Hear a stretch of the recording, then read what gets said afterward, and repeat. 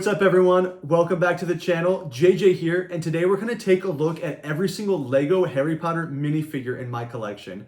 I have just under 600 minifigures. With the exception of the 4 Hogwarts founders, I have at least one iteration of every character that's appeared in Lego form. And it really was a ton of fun sitting down and going through each of these characters and looking at the various variations for each character. I have organized this video so hopefully it's a little bit easier to digest. So we're going to start out looking at the Hogwarts professors, staff members, and ghosts. Then it jumps into students based on houses. And then we look at some of the other characters from there. It was really neat to see how the Harry Potter minifigures have evolved since the start in 2001. There are a few instances, especially from like the 2004 to 2007 era, where I don't have a variation for some of the characters. So I did include a couple of photos just so you can see how different they were from the characters I do have in my collection. First up, we're going to look at the Hogwarts professors, staff members, and ghosts. I have 25 unique characters that fit this category, however, over 100 minifigures when looking at all the individual separate variations. Some of these characters I only have a few minifigures of, while others I have many, and we will look at all of those individually as we examine these characters. Please hit the subscribe button if you want to stay up to date with LEGO news, but let's get started with our first character, Albus Dumbledore. Starting with one of my favorite professors or staff members in Lego form is Albus Dumbledore. One thing that makes Dumbledore such a great minifigure is that he has such colorful outfits that really translate well into minifigure form. Of course, Dumbledore was included in the original Hogwarts Castle set in 2001, and what we saw with his brightly colored purple outfit. Which was neat about Dumbledore is he had both this beard piece and this hair piece. And we didn't necessarily see that for a ton of figures at this time in Lego. And the other version I had from 2010, you can see a similar face print, obviously with the tan skin now, and with a light blue torso. And one of the bad parts about the Dumbledore beard is it really hides this awesome torso printing that we see on so many of these figures that gets hidden by the beard. We've seen 2 Dumbledore figures appear in the CMF series, and these are probably 2 of the strongest Dumbledores.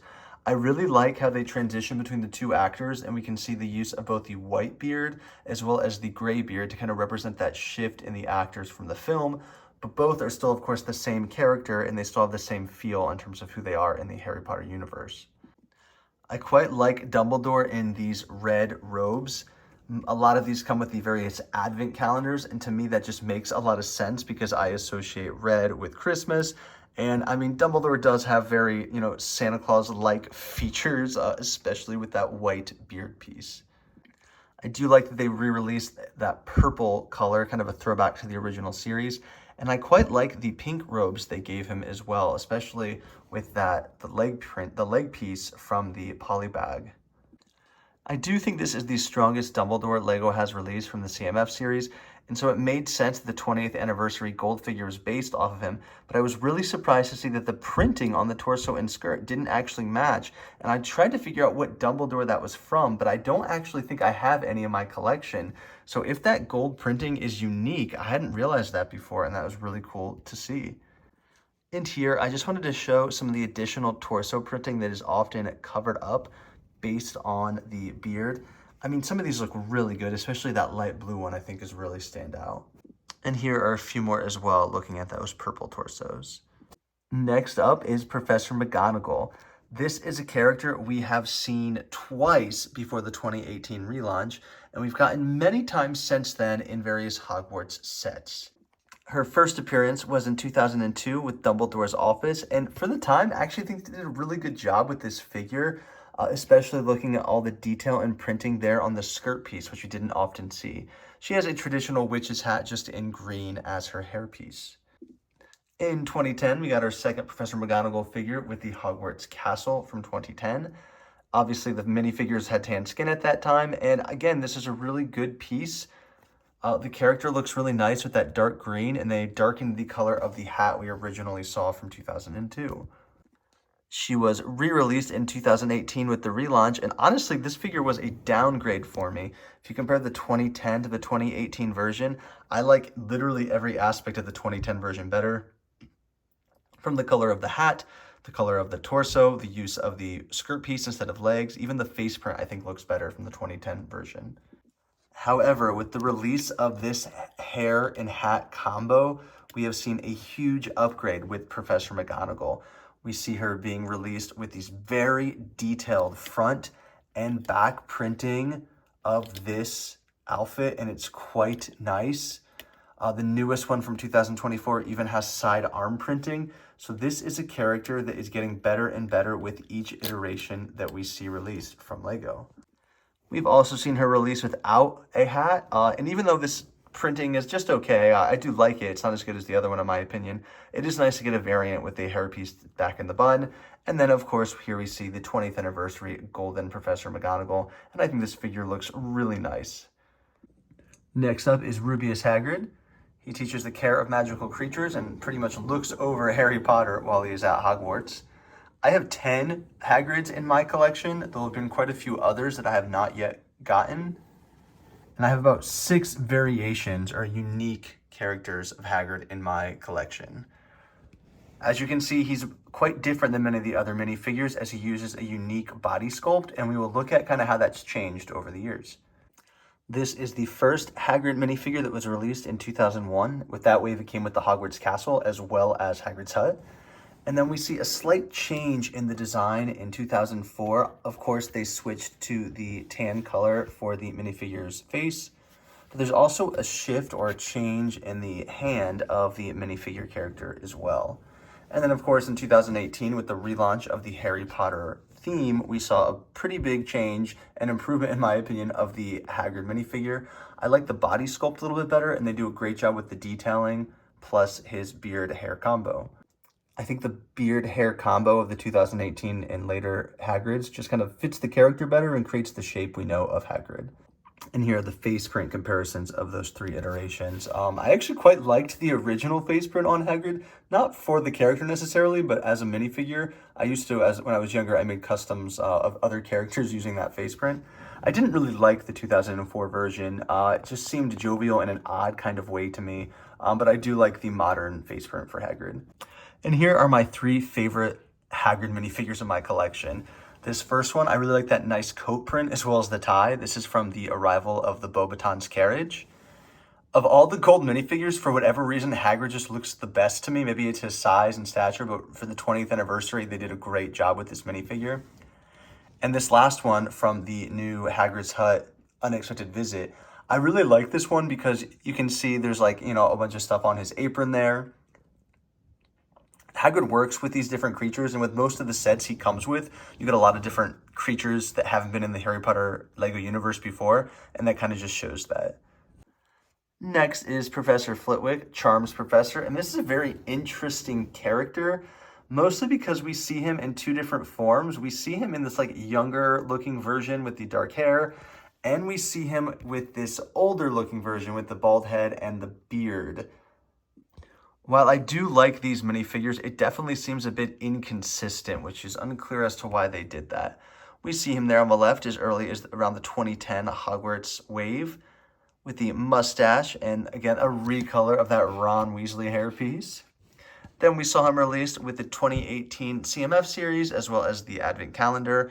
I like the use of the bow tie. They do give him a little kind of tails piece for his coat there. And looks nice, and it was an improvement in my opinion, especially for that hairpiece.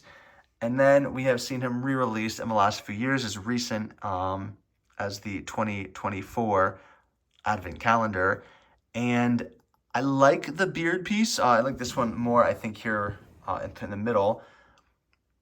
But it is strange to me they've changed the character's look so much. I'm interested if they're going to focus on one. There is a release of a Charms class coming out in January of 2025, and I'm curious which version they're going to go with. My guess is they'll stick to what they have in the 2024 Advent calendar, or a very similar figure. And I went and looked it up to get additional information. Essentially, we see Professor Flitwick looks old in kind of the first 2 films. That's how he was cast. And then later on, we see a younger looking Flitwick, but he's actually credited as just being a wizard. He's the choir director, so not officially Flitwick. But the new director liked him so much that he kept this character as Flitwick, and thus we see kind of an inconsistency in 2 vastly different characters. Next up is Professor Severus Snape, Potions Professor turned Defense Against the Dark Arts Professor. On the top, we can see that's from the early 2000s when he had that glow-in-the-dark face. And then over here on the left with the purple is the 2018 revamp. And then in the black, most of those are from the kind of 2010 era of Lego Harry Potter. I quite like the changes and improvements they've made to this minifigure. I never understood why he came with a glow-in-the-dark face originally, but I like the face print they have used, especially kind of in the more modern ones, where he both looks angry, but not too over the top. Looking at the hair pieces, I do also like the newer hair piece they used. It seems just a little bit more messy and disheveled, which I associate with Snape more than this kind of kept looking down piece. In general, just for based on how many times Severus Snape has appeared as a minifigure in Lego form, I don't love all of his appearances. I think they could do a little bit more with him. We do see some leg printing, which I do appreciate, but it's very few and far between on these minifigures. And looking at my top 3 Snape minifigures, first is this Boggart Snape minifigure. I don't have the 2018 re-release of this, but I still think this earlier, I think maybe 2003 or 2004 version is quite nice. That glow-in-the-dark face, still strange, but I do like the torso printing. Looking at the revamp of Snape in 2018, I do like the sets that come with him that have the leg printing for his robe. I tend to like this better than kind of that open jacket look, honestly, because there's less purple, and not that I dislike purple as a color, I just don't necessarily associate with Snape as much as it is in Lego form. And then here is my favorite Snape figure. This figure came in the 2010 Lego Harry Potter Castle set. I just really like the gray coloring of his jacket there, as well as the leg printing. He didn't change too much with the modern day figure, but I just prefer the sleek, clean look of that dark gray vest. I just wanted to include the 2007 Snape face print just because you can see how different it is from some of the others in my collection. Next, we will look at the remainder of the Defense Against the Dark Arts professors, starting with Professor Quarrel. Professor Quarrel is, of course, the Defense Against the Dark Arts professor in Book 1, The Philosopher's Stone, and he has appeared 3 times as a minifigure, 4, of course, if you count the 20th anniversary golden figure. What is unique about Quarrel is he was the first ever minifigure printed with double-sided face. And of course, we know this is because Voldemort is kind of melted onto the back of his head in that scene, and the turban is being used to conceal that fact in the movie and book. I hadn't realized there were so few iterations of Professor Quarrel, mostly because he came with the original 2001 wave in the final challenge, which was the easy-to-get $10 set, and he's come quite a few times in the revamp since 2018. I think all of these look really nice. I love that torso printing, especially for early 2000s Lego. And the other 2 printings do a great job with the turban as well as the turban on the torso. I actually prefer the torso here on the left with the turban kind of hanging lower, but I prefer the back print for this other character. As you can see, there's some turban on the back as well. So we could somehow combine those 2. I think that'd be the perfect Quarrel character. Plus that nervous grin here on this figure's face print and the gold figure are both great, and just this is one of my favorite characters. They've done a 10 out of 10 job all 4 times. Next up is Professor Gilderoy Lockhart from the Chamber of Secrets. He's appeared 4 times in Lego forms, more if you count the photo in the Weasley's home, as well as photos of himself in his own office and the various book covers he is on. But here we can see from the early 2000s, he had that light blonde hairpiece. And then from the 2018 and beyond iterations, it's kind of a darker blonde, light brown, which I think works a little bit better. All in all, they've done great detailing with the figures from the early 2000s with some of those gold embellishments we see there on his vest, and that carries over to the characters we see today, of course, for Lockhart. Both the newer iterations have 2 face prints, however, each character has the same one. The kind of nervous, sweating face print, and then just the standard Lockhart face print. Both work pretty well, and I love acting out scenes where he's kind of being called out for his stuff. And even though I prefer the face prints and the hair color for the newer Lockharts, something about the original early 2000 Lockharts, his face looks very fake in a way that kind of works for me for the character, you know, because he's so inauthentic with how he presents himself, so that's kind of funny. My favorite torso printing is from the Diagon Alley one. I really like the gold embellishments with the purple, as well as the backdrop of that cape and that orange-yellow color. Next up is Professor Lupin. He does appear in about 9 sets, and I only have 5 distinct iterations, but I do think I have examples or versions of him from the different ways he looked throughout the development of Lego Harry Potter. As you can see, his early version used the same hairpiece as they did for Professor Lockhart, just in a darker kind of reddish-brown color. And you can see his face print when you get to the late 2010 era kind of change. It's a bit more scruffy with his facial hair. And then we can see with the relaunch in 2018, they have changed his hairpiece to that brown color, so losing some of the red. And we can see they still maintain a similar design for his face. Here we can see the alternate face prints for the 2 Lupins that were released in, I think that first one came with the Hogwarts Express, was that 2019 or 18, and this other one's from the newer Shrieking Shack set. But I like the use of that coloring on the eye to show, he's turning into a werewolf. And I really like the difference in the expressions. This has my favorite face print. I really like the scruffiness of this version of Lupin. And this character has my favorite torso print. I'm not sure which hairpiece I prefer. All right, here he is with the original hairpiece. And here he is with the newer hairpiece. And I think I do like this one better. It fits the character a little bit, a lot more, obviously, than that first one we had. But I do like that face print. And that was from the Hogwarts Express, the iteration that was released, I want to say in 2004. And I did check, that was from 2004 Hogwarts Express, that face print. But all in all, they do a great job with these figures. And of course, we have the werewolf build. I don't have the original Shrieking Shack to compare it to. It was just a headpiece that you would put on top. But I really like how they kind of used this leg piece here for the werewolf version of Lupin. Next up is Mad-Eye Moody. I have 2 Mad-Eye Moody minifigures in my collection. There is a third that was released in 2005 with the Hungarian Horntail set. I don't have that Moody in my collection. He looks quite different, obviously, because it's a much earlier Lego Harry Potter. He had kind of the similar blonde hairpiece that we see with Snape, except in blonde instead of black. But let's take a look at these 2, both very similar. As you can see, the expressions are actually slightly different on the characters. I think I prefer the one here on the right. He looks a little more angry. And then looking here at the torso printing, it's pretty similar, actually. It's a leg printing, that coloring, the difference between kind of the blue leg here on the left versus that brown leg. And of course, you can see the metallic leg.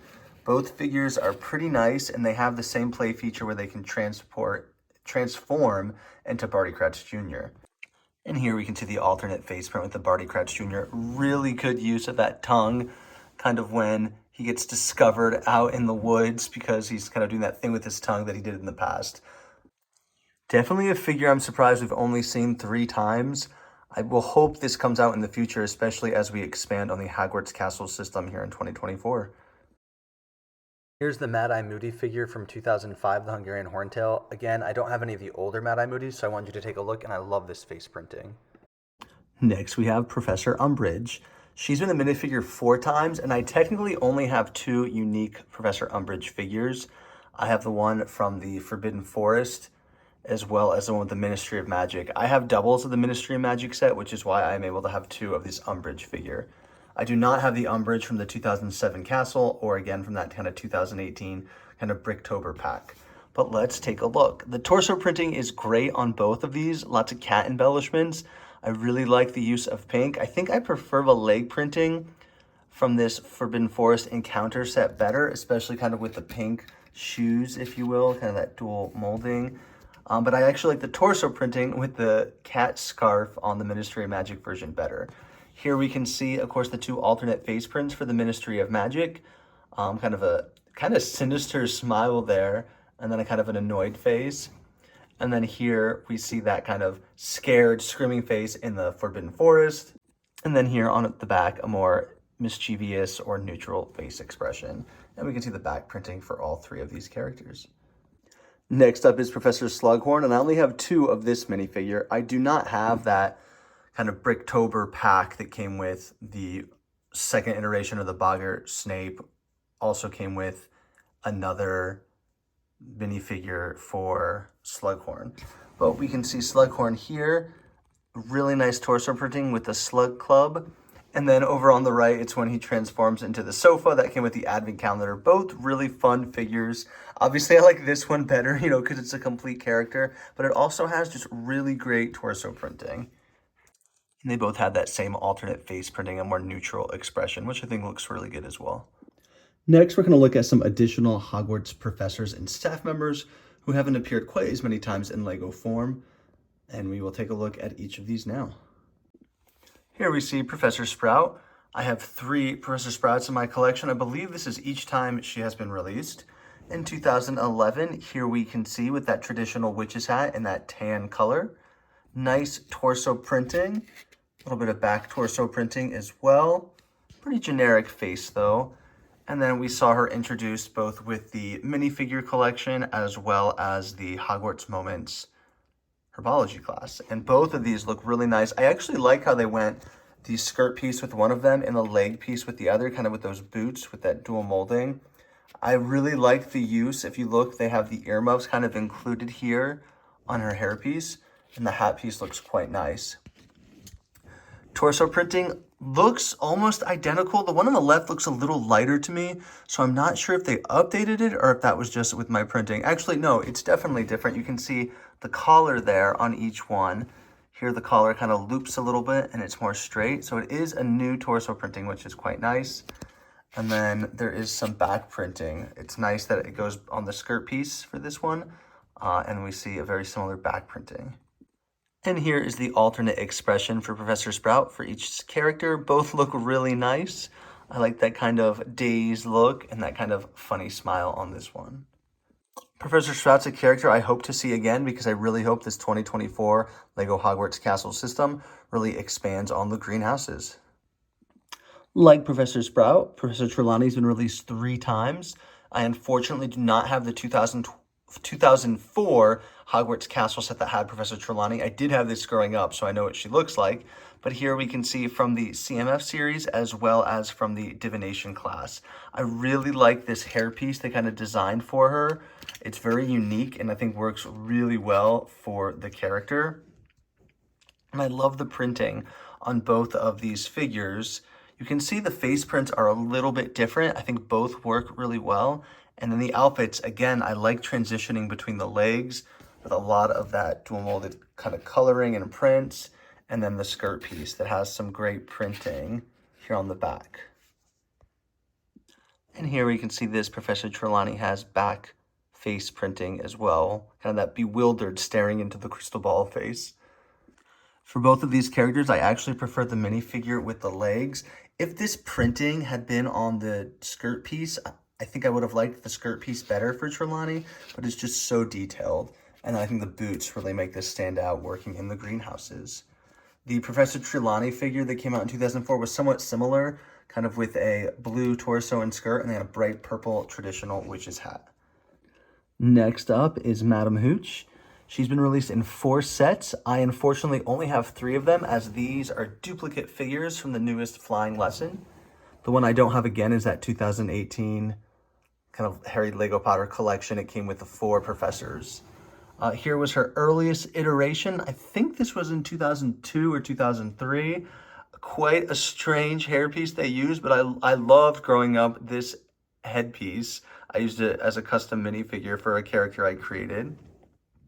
A little bit later, we see she develops kind of the 2004-2005 timeframe when they have the tan skin, a very nice torso printing, and then more recently with the 2021 revamp of the Hogwarts Castle system, we got this character. I like the dark blue. This is actually my favorite prints or pieces in Lego is this dark blue, and I like the alternate faces she has here.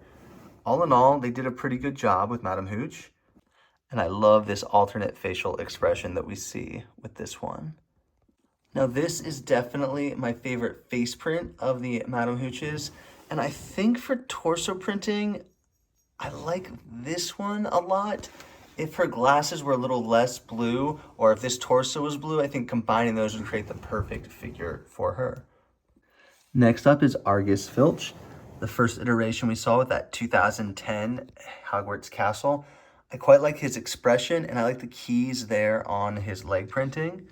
Then we saw him with the revamp in 2018. He came with the Whomping Willow, Dumbledore's office, and I think one of the castles as well. You can see his torso was the same, but they did add leg printing. And then we see an alternate torso and leg print. In general for Filch, I really like when you can see his keys there on the legs. So those would be two of my favorite. And in terms of the torso print, I actually think this one is my favorite. So this might be my favorite torso and leg printing, but I really like the face that he had in the 2010 Hogwarts Castle. These two in the middle have the same alternate faces as each other. So let's take a moment to look at this one. A little bit of a meaner scowl than we saw before. And here he is if you combine my favorite leg and torso with my favorite face print, and that's with the 2010 hairpiece. And here he is with the more recent use of the hairpiece. As you can see, obviously it's bald on the top to create that figure. And next, we're going to look at these four figures, all of who have only appeared once in Lego form. We have Professor Sinistra, Madame Pomfrey, Madame Pince, and Professor Vector. Professor Sinistra came with the new Chamber of Secrets, and she taught astronomy. Great torso printing in that nice gold and tan color, and then some back printing here as well. And here we can see her alternate face printing. It very much looks like a reprint of McGonagall, but with new coloring, especially with those gold glasses, which looks quite nice. And she is also using a recoloring of that McGonagall new hat piece and hair combo, which I think looks really good on this figure. And next is Professor Vector, the professor of arithmancy at Hogwarts, which is using numbers to predict the future. Again, a lot of great detail here on her torso printing. You can see she has a hair and hat combo. I do wish this torso had been a little darker. I know she's only a background character in the Sorcerer's Stone, but the clothes look a little darker, more like a scarlet, more like that middle color for her entire robes. And her alternate face print is much more cheerful, so I might switch it to that. But I love the back torso printing there with the hood as well. Here we see Madame Pince, the school librarian. She has kind of that new hat piece that has both the hair and the place for the feather, which can add a little embellishment to that, which looks quite nice. I like her face print with those deep red lips, and I really enjoy the torso printing as well. And there is a little bit of back printing. And here she has a bit of a stern alternate facial expression there on the back. And a character I'm very happy we got was Madame Pomfrey. She actually appears in a lot of scenes, so I'm surprised we haven't seen her before, but they did a great job, especially with the red arms and the white torso, and kind of how it carries with the collar there. You can see the red peeking through. Great new hairpiece for her as well. I'm really curious to see this recolored with other figures, and then some great back printing. And here we can see her alternate face print. Now that we've looked at some of these other Hogwarts professors and staff members, let's take a look at the Hogwarts Ghosts. Here we see the Hogwarts Ghosts. I have 6 characters in my collection, but a total of 9 minifigures, as I have multiple character iterations for 3 of them. First up is Peeves. Now this is a character in the books that doesn't really make an appearance in the movies, and the reason why is the first wave of Lego Harry Potter came out about 3 months before the film, and so a lot of the sets were designed based on concept art, and so they didn't exactly know who all would be included in the films, and Peeves was not. He comes with the original Hogwarts Castle and the Snape's Potions class. Pretty basic, no back printing. It's just gray. I like the idea of a ghost, and it took a while before they included the next one, almost 20 years actually. And that next ghost was to be Nearly Headless Nick. And we've seen him twice now. This first one is glow in the dark, which is really neat. And the second one is just traditionally gray with some white and silver embellishments. I love the torso printing on both of them, and I think it really stands out here on the gray figure especially, as well as the leg printing. And here we can see the alternate face print, as well as, again, the gray embellishments there on the back torso printing. And the other Hogwarts ghost that I have duplicates of, or I guess 2 iterations of, is Moaning Myrtle. First, we saw Moaning Myrtle in the CMF series, and then we saw her in an advent calendar. And she makes really nice use of that pigtail piece that was kind of brought into Lego for this character, first in blue and then in black. And here we can see the alternate facial expression of Myrtle crying as she does in the girls' bathroom. The torso prints for both of them are similar. I do like that the mid-legs has a printing here on the blue version of Myrtle. I want to like the gray version better because I think that if it had the leg printing, I just think her white face is a little too jarring. I wish it was maybe in a light gray. So my vote definitely goes for the blue Moaning Myrtle. Plus it reinforces the idea that she's crying and sad with that color. Next up is the Gray Lady, the ghost of Ravenclaw. I think she has great torso printing, and I really like the use of that Luna Lovegood hair in this light gray color. She also has a bit of a sheen to her lip printing, which looks nice when it catches the light. And she has this awesome alternate expression, which is, of course, how I most remember her in that film when she makes an appearance. The Fat Friar came with the newest iteration of the 2024 Hogwarts Great Hall. And I think the designers are really figuring out that the use of that silver on the gray really catches the light and makes it stand out. I like this figure. Odd use of the original Ron Weasley hairpiece. I don't think I have it in gray before this figure, so I like to see that. And an awesome alternate face print with good back torso printing as well for the Fat Friar. And in the newest 2024 Advent Calendar, we have the Choir Ghost with the recoloring of that queen piece and skirt piece. Great torso, great use of coloring. Love the face and the makeup and the eyeshadow. A really sophisticated alternate face print as well with some great back torso printing. These are definitely my top 3 favorite Hogwarts Ghost figures. I love the Gray Lady, especially that alternate face print. She plays such an important role in that film. And then Nearly Headless Nick, he's a character I really think we should get a lot more. He's just kind of a funny guy. Takes some of the place of Peeves there in the films, but just love the silver embellishments on the torso. And then again, Moaning Myrtle's a character that I think was long overdue, and I love the use of those mid-legs in additional coloring with the leg printing. So those are the Hogwarts Ghosts. And here we see the Knight statue of Gryffindor, and of course hidden inside is Peeves the Ghost. Next, we're going to look at the Hogwarts Students, and I have 35 unique characters and tons of iterations, especially of the Golden Trio down here, but many other characters appear multiple times in LEGO form. And we will look at these characters by houses, starting with Gryffindor and the Golden Trio, and then moving through the other 3 houses. Let's get started. And first up, we will look at the Gryffindor Students. And of course, looking at the boy who lived, Harry Potter, I have just under 100 LEGO Harry Potter minifigures of Harry Potter in my collection. You can see there are quite a few here from the different years at Hogwarts. And to make this a little bit more manageable as we were reviewing the Harry Potter LEGO, I'm going to just remove the duplicates from this view. And that means any character that has the same torso, back and front, and face printing back and front. All right, and here we're able to pare down the LEGO Harry Potters by not as many as I would have thought, actually. There are quite a few figures that have unique alternate facial expressions or unique facial expressions in regards to the other facial expressions the Harry Potter character has when wearing the exact same outfit. So there's a lot to unpack here, so let's get started. Here in the front, of course, we see young Harry Potter, and this is usually the outfits we see Harry wearing in the Chamber of Secrets and the Philosopher's Stone. And here are some of my standout favorites. Oftentimes, it's because I like the torso print. I love this original torso print we got with Diagon Alley when he first kind of enters the Wizarding world. Of course, on that Advent calendar, the sweater with the H. I love the Flu Network mishap. I was surprised to see this sweater on a small Harry. I usually associate that outfit with the Prisoner of Azkaban. And then, of course, young Quidditch Harry. We have seen the invisibility cloak a few times, so let's take a look.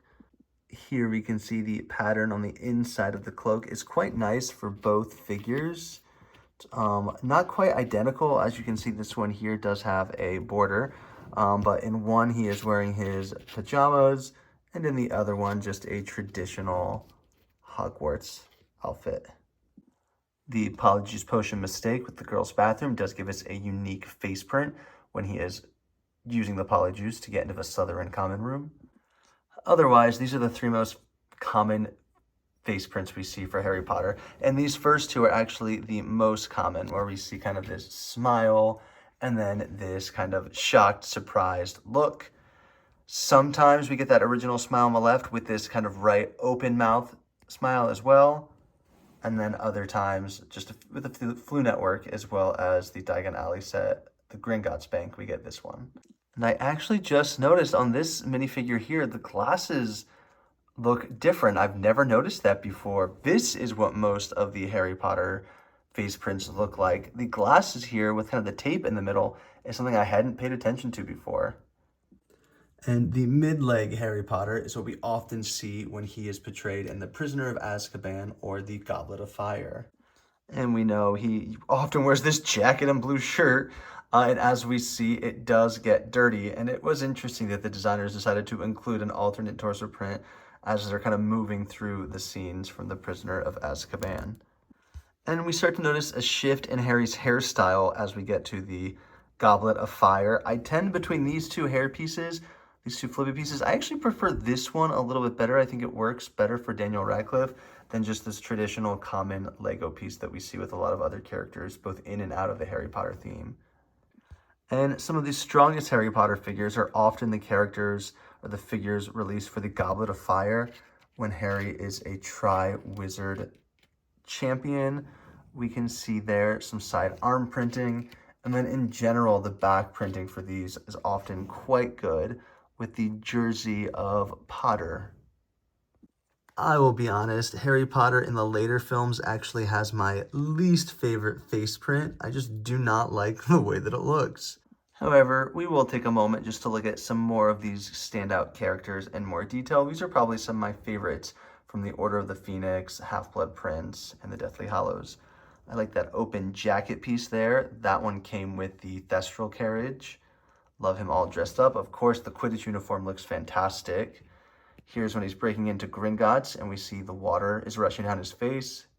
And here we see Harry Potter from the original wave when the Harry Potter figures still had that yellow skin for their face prints. These three, all six have the same face print. We just see alternate torsos. So these are more casual clothing. And then we see three alternate uniforms. These first two are actually the same. I just included them because one has a blue cape, the other has that star pattern cape. And this was a nice figure in the original launch that has the H instead of the Gryffindor lion for when he's pre-sorted. And here we see some additional Harry Potters from pretty much 2005 to the 2010 era. They kept the uniforms pretty similar with the print. They are going to change the emblem a little bit, and of course they darken the color of the sweater and use black pants.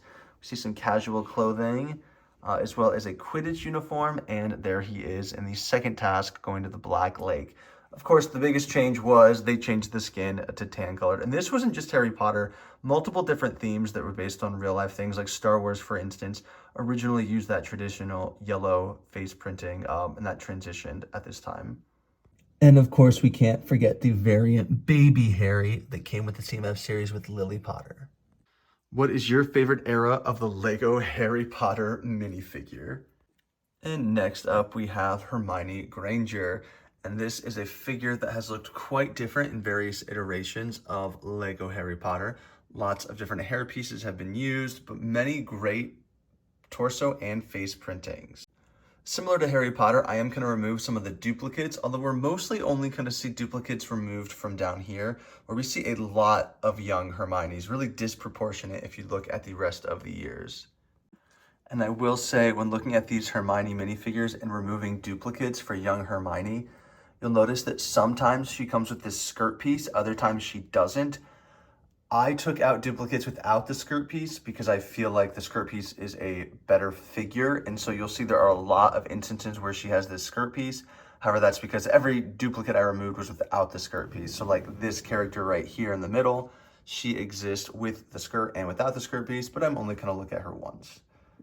I do quite like this hairpiece for young Hermione. I think it works really well, especially with the bangs there from the first few films. These are the two face prints we most often see. Of course, that smiley face on the left and the unhappy face on the right. However, there have been some additional face printings we've gotten with Hermione figures.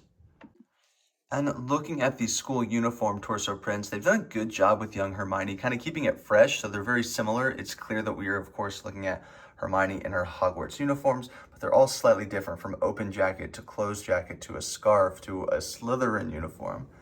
And so I really like how they changed that up. You know, there's lots of repeats, of course. It does make it feel like you're getting at least a somewhat variant Hermione minifigure. And here are some of my favorite Lego Hermione minifigures, and of course it has a lot to do with that unique torso. So here in 2018 with the relaunch, we see the Hogwarts Express. This is a torso we're going to see, at least for the similar outfit, not the exact same reprint, on a few of the later Hermione figures as well. And so this was interesting in that original 2018 Hogwarts Express was really blending both the Sorcerer's Stone and the Prisoner of Azkaban, which we see here with the Hermione figure. Love the torso print here with the Wizard's Chest set. You can see a really nice back and front printing for that green sweater that Emma Watson was wearing in that scene. We also see a unique torso printing with the newest Hagrid's Hut, The Unexpected Visit. All three characters look really good, Ron, Harry, and Hermione in that set. And of course, probably my favorite Hermione minifigure just because of that new sculpt for the headpiece, but it is Cat Hermione, which again, that was just an amazing $20 set. The Apologies Potion mistake came with a lot of unique minifigures. And of course, for the 20th anniversary, we see Gold Hermione with just awesome embellishments. All the gold figures look really nice. Next, we'll look at Hermione with the mid-legs, and this is how we see her, usually with the Prisoner of Azkaban and the Goblet of Fire sets. Here we see three unique Hermiones from various sets in her school robes. This first one is from the CMF series, so they give her kind of a unique hairpiece, unique for the character. We've seen this a ton of other times, especially in the CMF series. And then we see her in her school robes with the book set, the Defense Against the Dark Arts, and then of course here with the sleeping phase from the Black Lake set. All of these look really nice. I tend to really like robes. I like with the CMF series, they gave her leg printing, but I think I prefer this hairpiece. Again, here we can see her in that outfit she wears on the Hogwarts Express. And then there's these four characters, which is the very common Hermione in her Prisoner of Azkaban outfit, you know, that she's running through most of the film in because they go back in time. These are actually all slightly different, and a lot of that has to do with the introduction of the new kind of side scowl face print that they gave us in Sirius's Rescue, which was an unexpected new face print. But what I like about this first figure, of course, is there we can see the time turner on her torso. Otherwise, a pretty standard figure. Surprisingly, the only clean pink sweater I have in my collection, because the other three, of course, are in the second run through using the time turner, where it is much messier, and she's been through a lot at this point. We can see the alternate face print there with the angry face. And then we can also see this Hermione holding the time turner with the more neutral expression. And like I said, this alternate face print. We do see Hermione with the Yule Ball outfit. This comes with both the Advent calendar and the, was it the Astronomy Tower? No, it was actually the Clock Tower that had the Yule Ball outfits from 2019. And a good figure, I'm just showing both of the facial expressions. I don't love how they use kind of this brick piece as the skirt piece for the mid-legs, but it's fine. And then we see Hermione Granger with a really neat hair piece and a scarf print on the torso. And this is with the Advent calendar when she's going to Hogsmeade. And these are my three favorite figures from Hermione with the mid-legs. I really like those black uniforms, and in general, I think the Black Leg set is amazing, so displaying her there is great. Looking at the Prisoner of Azkaban Hermione variants, I think this is probably my favorite one. I like that neutral face print, and I really like the details they gave her with the minifigure accessories. And then for the Advent calendar, of course, this one stands out just for being so unique. And next, we will look at Hermione with the tall legs, usually representing the last couple films. However, because we did not see the introduction of small or mid legs early on, these first two Hermiones are actually from the kind of the 2004 all the way to 2010 time range, where the characters are all going to have tall legs. And I can just show the alternate face print there. You can see those are the same figure with the same two alternate face prints. Of course, we see the torso print changes slightly from the traditional Hogwarts uniforms to the sweater with the tie, which looks quite nice. And like I said, we're going to see Hermione in three different leg forms with this sweater, or an iteration of this sweater, representing that scene from the Prisoner of Azkaban on the Hogwarts Express. We do get Hermione with the CMF series, again, this time at Hogsmeade. I quite like this face print. It just looks a little bit different than some of the other ones, and that is probably one of my favorite hair pieces for Hermione. I think this outfit is very standout. It's what I think of most when I think of the last few films, is Hermione kind of running around the forest wearing this jacket. Here we can see her from the Half-Blood Prince wearing her outfit to the Slug Club. I don't actually love this. I'm happy they included leg printing. For whatever reason, the pink just looks a little bit light for me in relation to her skin tone. And then here we see two additional instances, I guess I should say. Looking at you, Polyjuice Potion, where Hermione has taken the Polyjuice Potion. The first, of course, is from the Ministry of Magic, where she is taking the Polyjuice for Mafalda Hopkirk. And the second is when she is infiltrating the Gringotts Bank as Bellatrix Lestrange. Really unique hairpiece, and I like how they included that, showing her hair is wet and kind of drooping downwards. And these are my three favorite Hermiones from this time period. I like just the very classic Hermione, the princess hair that was used. I like the use of the sweater. You can still see the tie. I'm pretty sure that came with the Room of Requirement set. The first iteration, the one that had that side build with all the Patronus. And then I really like this version of Hermione because it's such an iconic outfit for her that we really haven't seen a ton of, which is nice. And then I love the face print when she's using this Polyjuice Potion in the Ministry of Magic.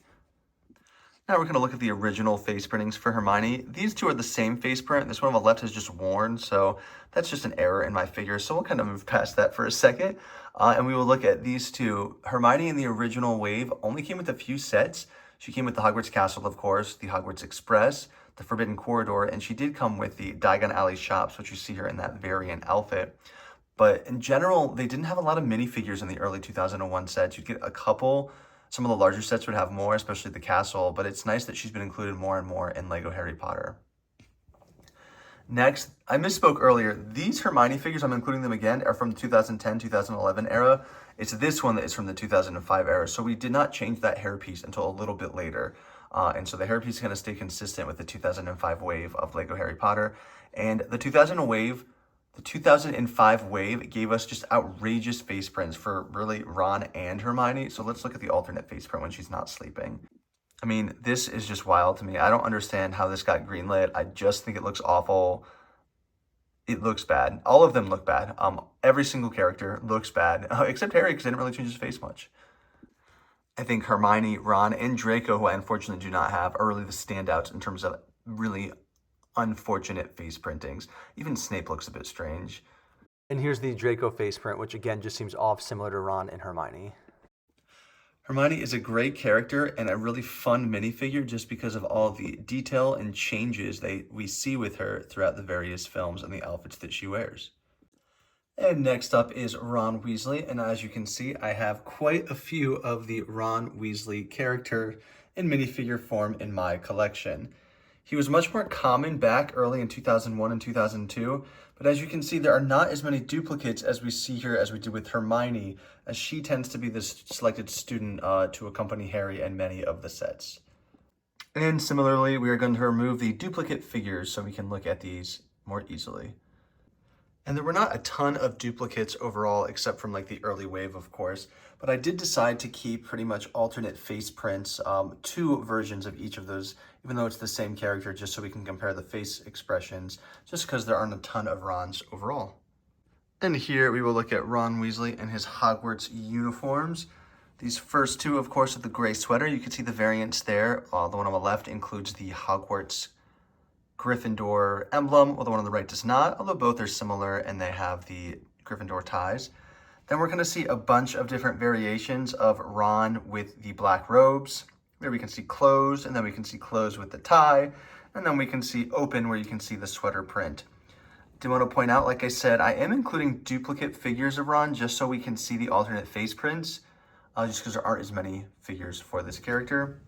And then with the newest boathouse, I did like the release of some of those students without any affiliated house crest because they are pre-sorted on their way to the Great Hall. And here we see some additional Ron Weasley minifigures. Over here on the left, we see him often wear this sweater outfit.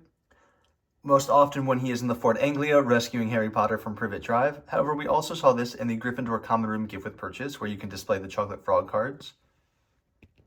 I love the Ron Weasley from the 2018 Advent Calendar with the giant R sweater. These two are more recent releases. They're on the left from the 2024 Hagrid's Hut or Unexpected Visit.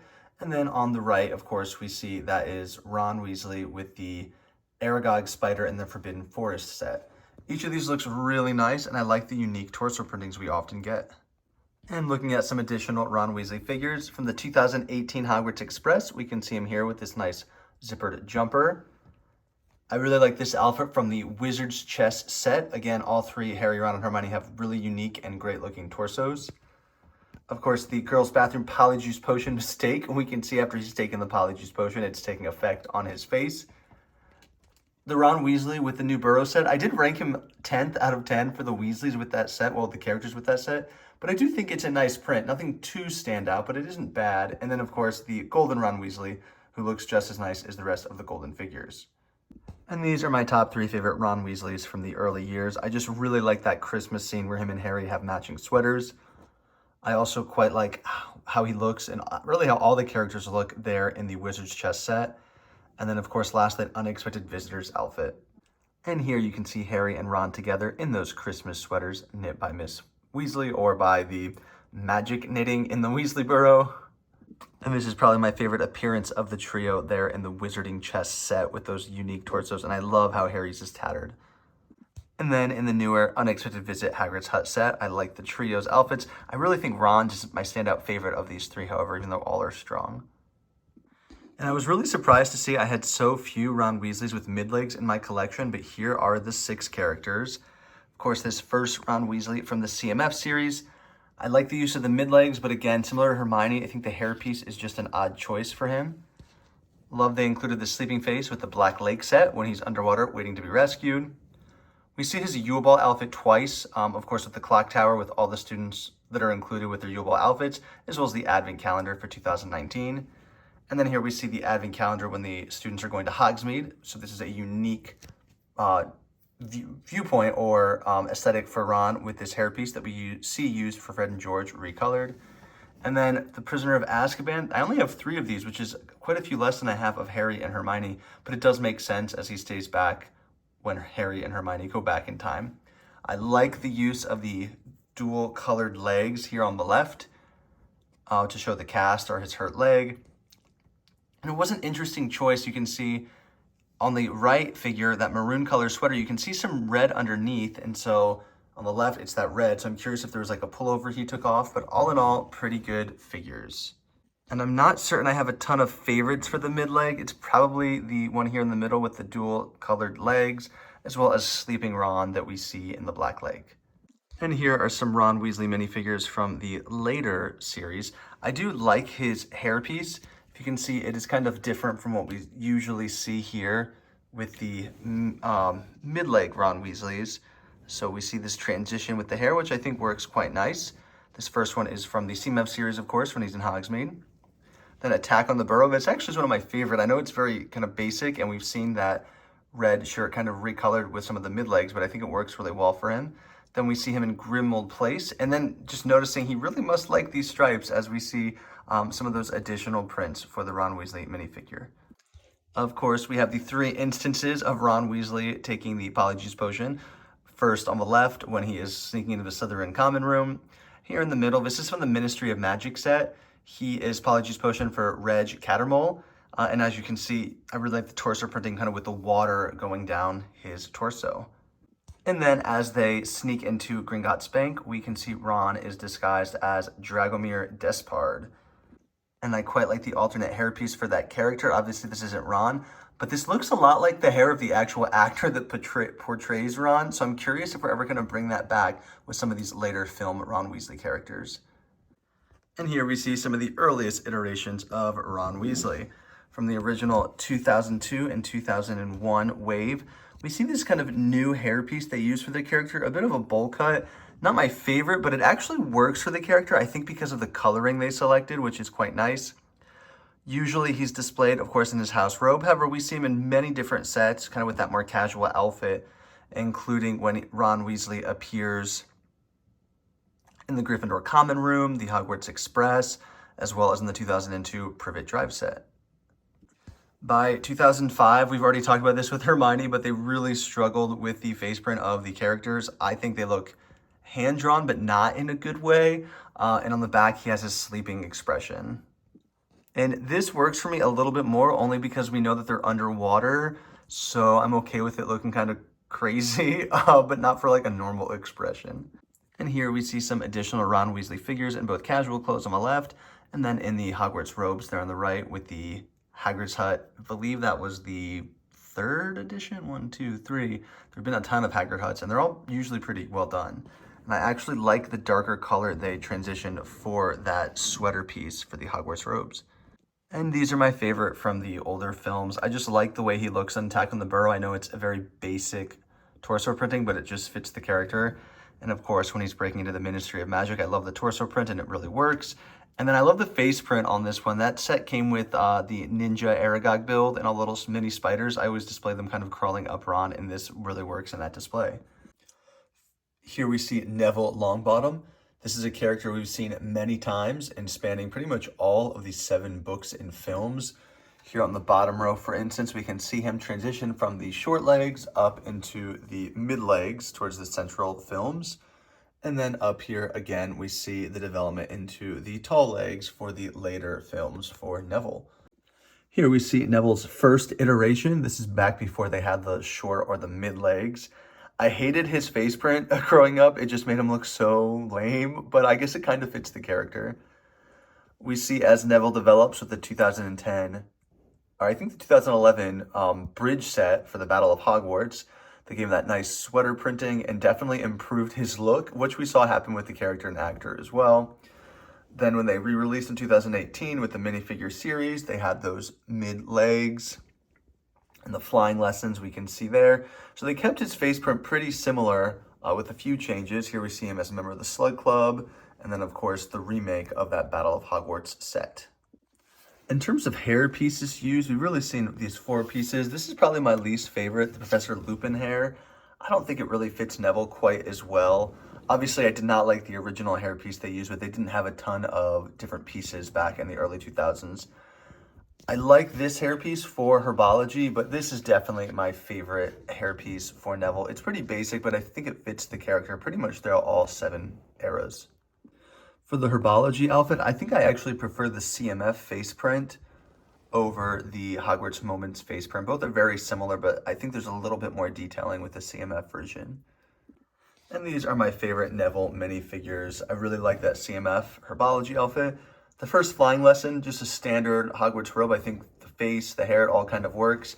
And then looking at the Battle of Hogwarts, I actually like this torso printing, but this face print. So kind of combining the Battle of Hogwarts with that advent calendar to create the best Neville from the last film. And there he is with those 2 elements combined. Really a great figure and kind of an epic moment in this series. I'm glad they gave it to Neville. Next up is Ginny Weasley. I have 7 Ginny Weasley minifigures in my collection. She had 2 additional appearances in 2010 with the Hogwarts Express and the Attack on the Burrow, the original release. And I actually think those are the 2 best Ginny minifigures, so I'm bummed that I do not have them. For the most part, I think LEGO does a good job with young Ginny in terms of her outfits. I really like that hairpiece, but I tend not to like the face prints. It doesn't feel like Ginny Weasley to me. It just feels a little too generic. And here you can see the alternate expressions, which is similar to the first expression for some of the characters. Ginny with the burrow does have a new kind of frown, which is nice, but in general, her faces just look like a Lego City print to me. And I love the Ginny Weasley that comes with the 2002 Chamber of Secrets. I only have this hairpiece once in this color, and it's with this set, obviously. And I quite like that face print. I feel like the freckles work. Obviously, the yellow skin, you know, it's hard to blend that into the modern Lego Harry Potter setups that I have. Looking at her here, I really like this hairpiece. I love the gold embellishment there on the side. Again, it looks nice. It still doesn't look like Ginny Weasley to me. I like the leg printing as well as the open arm here on the dress. Nice figure, but doesn't scream Ginny. And then looking at these other 2, This is probably my second favorite Ginny face print after the original yellow 2002 Chamber of Secrets. Uh, it just looks a little bit more like her than some of the others, and I like that hairpiece still. Hate this. Like, what is happening with that face print? The outfit's fine. Alternate face print here looks nice, as well as the attack on the Burrow Ginny. I do like that alternate face print. Again, this scared look just doesn't work for the character. I'm not sure what this is supposed to be in reference to. And these are my favorite 4 Ginny minifigures. With the new DTC Burrow, I just love the torso printing with that robe. I think it works really nicely on her. Still love the face print, and I like the hairpiece they used for the original Ginny Weasley. Like I said, that gold embellishment there on the hairpiece, plus the outfit in that green really works well with her. And this is probably my overall favorite figure. Like I said, I do like both of the 2010 versions best, but I don't own those, so this is usually my stand-in Jenny whenever I am setting up a display. Next, we will look at Fred and George, as well as Percy Weasley. LEGO tends to give them the same design, which is fine, they're twins, but I do like that they always have alternate facial expressions. So these aren't just the same 2 faces. So here we can see Fred and George, but we can see how the alternate expression isn't just a match to the other character. Though they tend to be similar, kind of a more neutral smiling face and then a more over-the-top jovial face. I really liked their appearance in the CMF series. I felt like it gave us a unique hairpiece when we don't often get Fred and George with that long hair that we see in the later films, so I liked that. And a really cool printing on the torsos, which are very different. Here we can see, of course, the opened jacket versus the closed jacket, which really creates a different design there on the torso.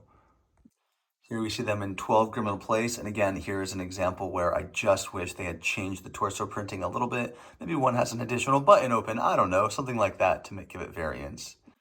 I hadn't realized that the re-release of the Diagon Alley Weasley's Wizard Wheezies was almost an identical reprint to the earlier Diagon Alley shops. If you look at the characters, the face prints, the torsos are pretty much identical. I'm not seeing a lot of differences. Of course, we have Fred in the green and George in the brown, but then that's just repeated again when that set was re-released. And the alternate face prints appear to be identical to me as well. If you see any differences, let me know, but I am not seeing any. As far as I can tell, it's the same figure. Fred and George originally appeared in the 2011 Diagon Alley release, which I do not have. So these are my 3 favorite iterations of these characters. In the Burrow, I love that they gave them the mid-legs. It's the first time we saw that variation for the character. I love the CMF kind of Hogsmeade edition. I love getting more characters in that winter gear so I can flesh out my Hogsmeade students.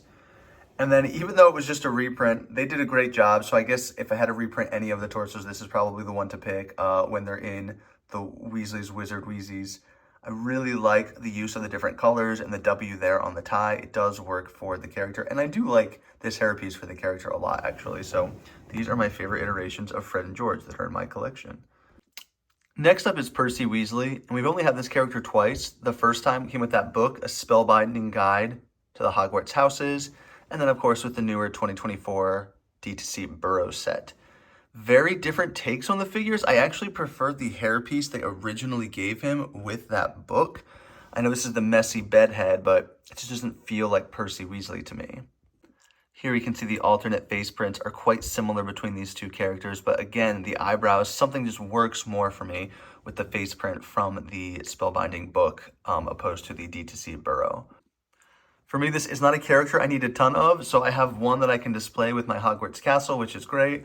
One I could display next to the Burrow, and maybe a third one of an older Percy to display near the Ministry, but other than that, this isn't a character I expect to see too many more times in LEGO.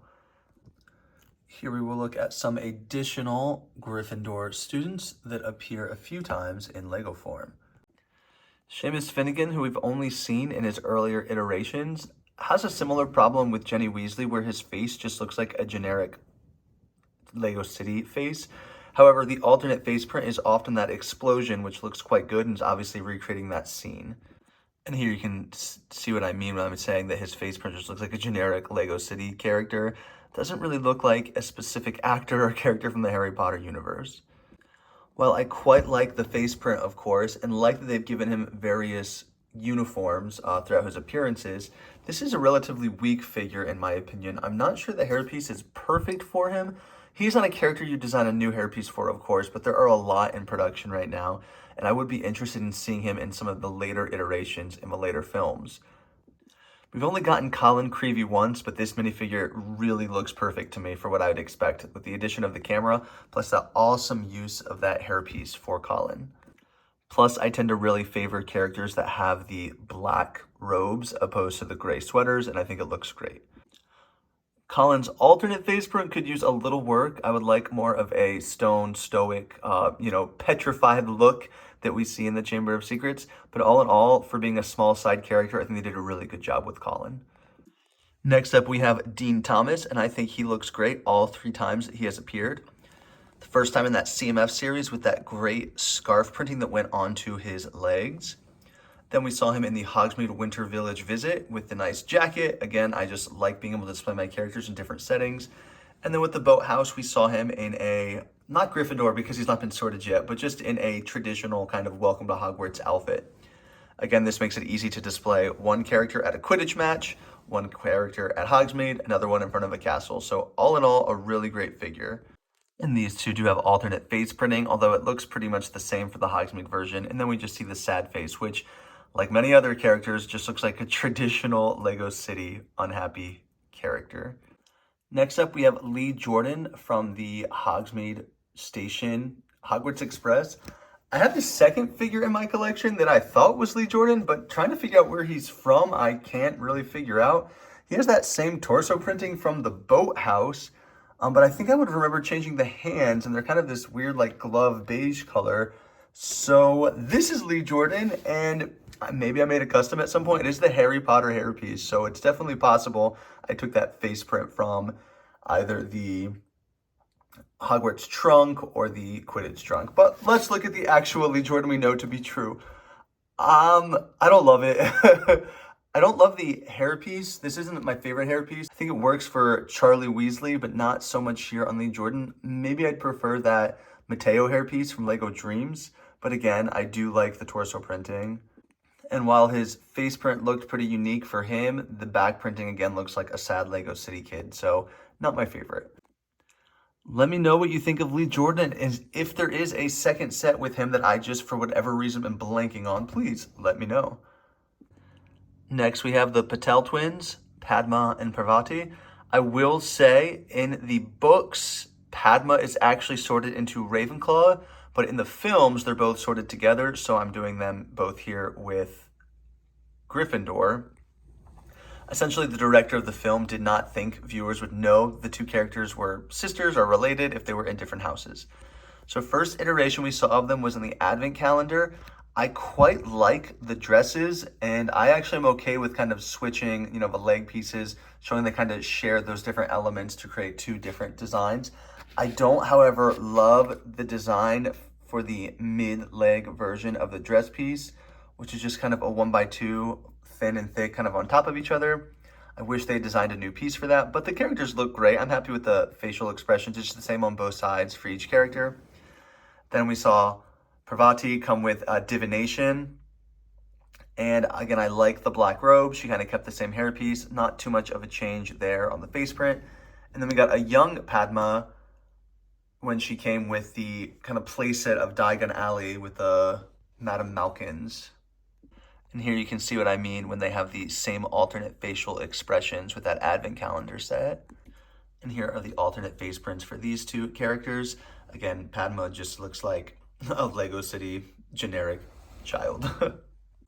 My favorite of these characters are the Patel twins when they came in that advent calendar. I think the embellishments and printing on the torso and legs, in quotes, looks really good on them. Of course, Colin Creevey, I thought that hairpiece and the face really works, as well as the use of the camera piece. And then honestly, all of Dean Thomas's iterations have been quite strong. I think they did a really good job with him. Even transitioning his hairpiece a little bit throughout the years, I think all work really well. And we will look at the remainder of the Gryffindor students. We have Lavender Brown, Ramilda Vane, Angelina Johnson, and of course, Oliver Wood. I quite like both iterations of Lavender Brown, and I really like the unique hair color they gave her. We don't see this kind of light brown nougat often in LEGO for hair pieces, so I'm quite happy with that. Plus, both of her torso prints are quite detailed, which I enjoy. And of course, we see the alternate unhappy facial expression of Lavender Brown, as we know her character has ups and downs when she is dating Ron Weasley. I was quite happy when she was introduced with the astronomy tower, but I will say her appearance on the Diagon Alley Weasley Wizard Wheezy set, I think is a little bit stronger. I think her face printing is more accurate to the character. I think the lips look a little better, as do the freckles and the eyebrows. I like the hairpiece better. I tend not to love these kind of softer hair prints that I associate more with Lego Friends. And I also really like, I like both torso printings. That's actually probably pretty even for me, but the face print and hairpiece I like better with the second iteration of Lavender Brown. Joining Lavender Brown is Romilda Vane, also appearing in that Weasley Wizard Wheezies and Owlery set. Great figure. I'm glad we got her. Nothing too special, but I actually really like that hairpiece they used for her, and I think her face print looks quite nice. I also really like her alternate face print, so all in all, I think this figure works for me. And I think they make a great addition to that Diagon Alley playset. And I like to display them actually around the castle, especially kind of in the library when Romilda Vane's working on that love potion. Next, we look at the Quidditch players. Angelina Johnson sporting the Quidditch sweater that we saw with the House Banner set. Really happy we got her as a figure. She's definitely someone I hope to see again, and I hope they really expand on the hairpiece they use for her. And then, of course, we've seen Oliver Wood quite a few times as the head of the Quidditch team when Harry Potter joins. In general, I think I'm okay with the hairpiece they use for him. They kind of give him different expressions, which is nice. And, of course, we've seen the development or change of that Quidditch of the Quidditch uniform over time. Great alternate face print here for Angelina and Oliver Wood, although no alternate face print for this iteration of Oliver Wood. In general, I love to see the Quidditch teams expanded upon, so I really hope that we get a large Quidditch pitch and it has full teams for each of the 4 houses, maybe as well as some students in the stands with that sweater piece. But in general, good minifigure. No excuse for not having alternate face printing and modern minifigures, in my opinion, but I'm happy they finally gave us Angelina Johnson, and like I said, Oliver Wood is a pretty standard character. Next, we will look at the Slytherin students, though we are not going to look at Tom Riddle at this time. Next up is Draco Malfoy, and as we can see, he's been released in LEGO form in many times, starting as early as the 2001 LEGO Harry Potter Castle, and many other iterations there with the yellow face print. And now we mostly see him, of course, in those early years in those traditional Hogwarts Slytherin uniforms. In the early years of LEGO Harry Potter, of course, Draco had that light blonde hairpiece, that tan color, which I actually think works really nice for the character. And I liked his initial face print as well. It seemed annoyed, but not too over the top. Of course, we know they didn't have shorter legs in the early releases of Harry Potter, so all the characters were the same height. But that seems to work, that hair coloring, both with the yellow skin as well as the tan skin for Draco. I really liked the re-release with this Quidditch set of this new hairpiece, kind of the slick back one we're going to get later on, but in this light blonde color. I think I might prefer it to the bright yellow. I mean, it's not bright yellow, but as hair, it appears as bright yellow. But that's what we see with Draco with most of these early, Chamber of Secrets, Philosopher's Stone sets. We do see a shift in some of the later films, the sets based on the later films with that hairpiece, where instead of being slicked back, there's a little more volume there in the front with the part on the side. Again, I think it works well. I do really think, though, I'm curious to see this hairpiece in this color. I'm curious what that would look like on Draco. All in all, though, there are some pretty standard face prints that we come to associate with Draco Malfoy. Looking here at young Draco Malfoy and his torso prints, I do think compared to the sweater prints versus the kind of the black robe pieces, I do prefer Draco with the black robe print. I wish we would get this open robe with a gray sweater piece with Slytherin. Here he's just kind of before the sorting ceremony, but I would like to see that Slytherin logo. In general, I find the gray sweater pieces some of the most boring torsos. Maybe it's because I have so many, maybe it's because it came in that battle pack, but I tend to prefer the black robe pieces. Of course, I love the scarf piece they introduced in the new advent calendar, and then this is a really cool Quidditch uniform for young Draco as well.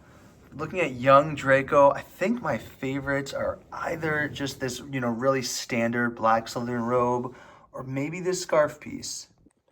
And here is compared with that lighter tan hair color. What do you prefer? I don't know. Seeing them this way, maybe I do like the brighter yellow. It's hard to tell. We do see one iteration of Draco with the mid-legs, and that is with the advent calendar when he is visiting Hogsmeade.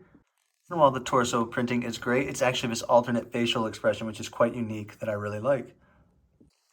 And looking here at older Draco, the facial expression hasn't changed much, as you can see from young Draco.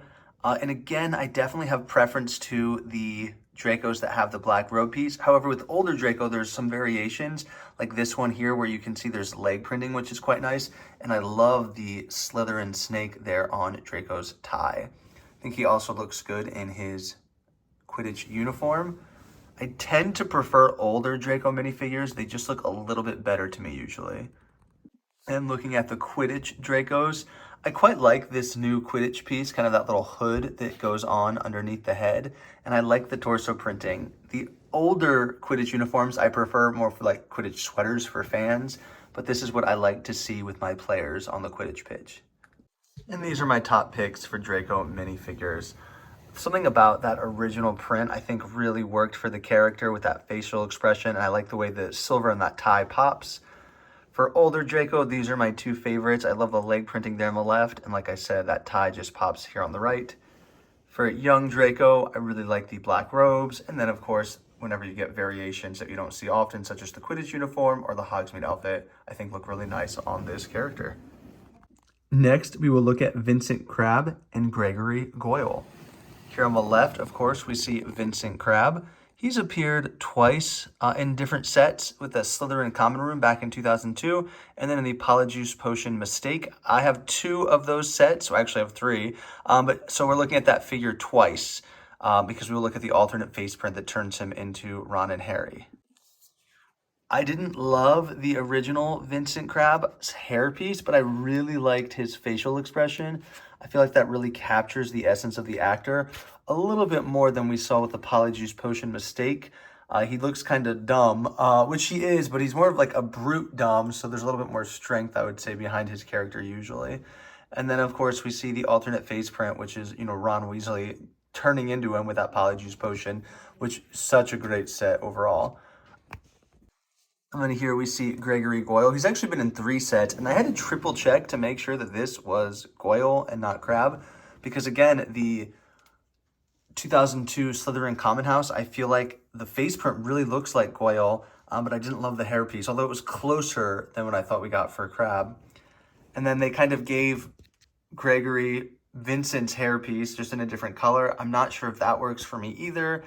I don't love the face print as much, actually. I would have just preferred a reprint of this face print.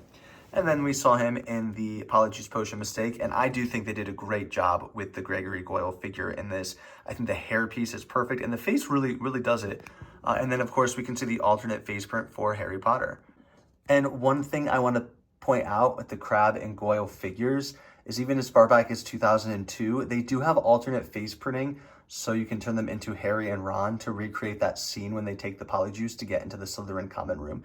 And this is a cool feature that they had. All in all, we love the menacing sidekicks of Draco Malfoy. I think my favorite face print, like I said, is the original Slytherin Common Room face print that we got in 2002. And then looking at Goyle, I think I just like this figure from the Polyjuice Potion Mistake. There's not much I would have changed for that. This is a character I would love to see more of in the future in various sets. In general, I like minifigures in various iterations, and especially with Crabbe, I think they can do a lot to improve. Next up is Pansy Parkinson and Daphne Greengrass. I actually like both iterations of Pansy's character. There's that famous scene where Pansy kind of turns and she has that pouty face, and I think this hairpiece and this face really does it. And I like the older version of her as well, where she looks a little bit more mature, but you still see kind of some of that mischievous grin there too. I definitely hate the alternate facial expression, suffers from the Lego City syndrome that so many other characters do. But the older version of Pansy, I really like that more angry, shouting looking face.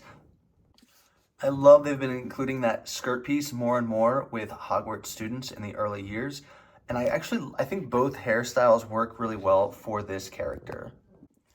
Next is Daphne Greengrass, and she's perhaps a bit more interesting of a character because we know so little about her.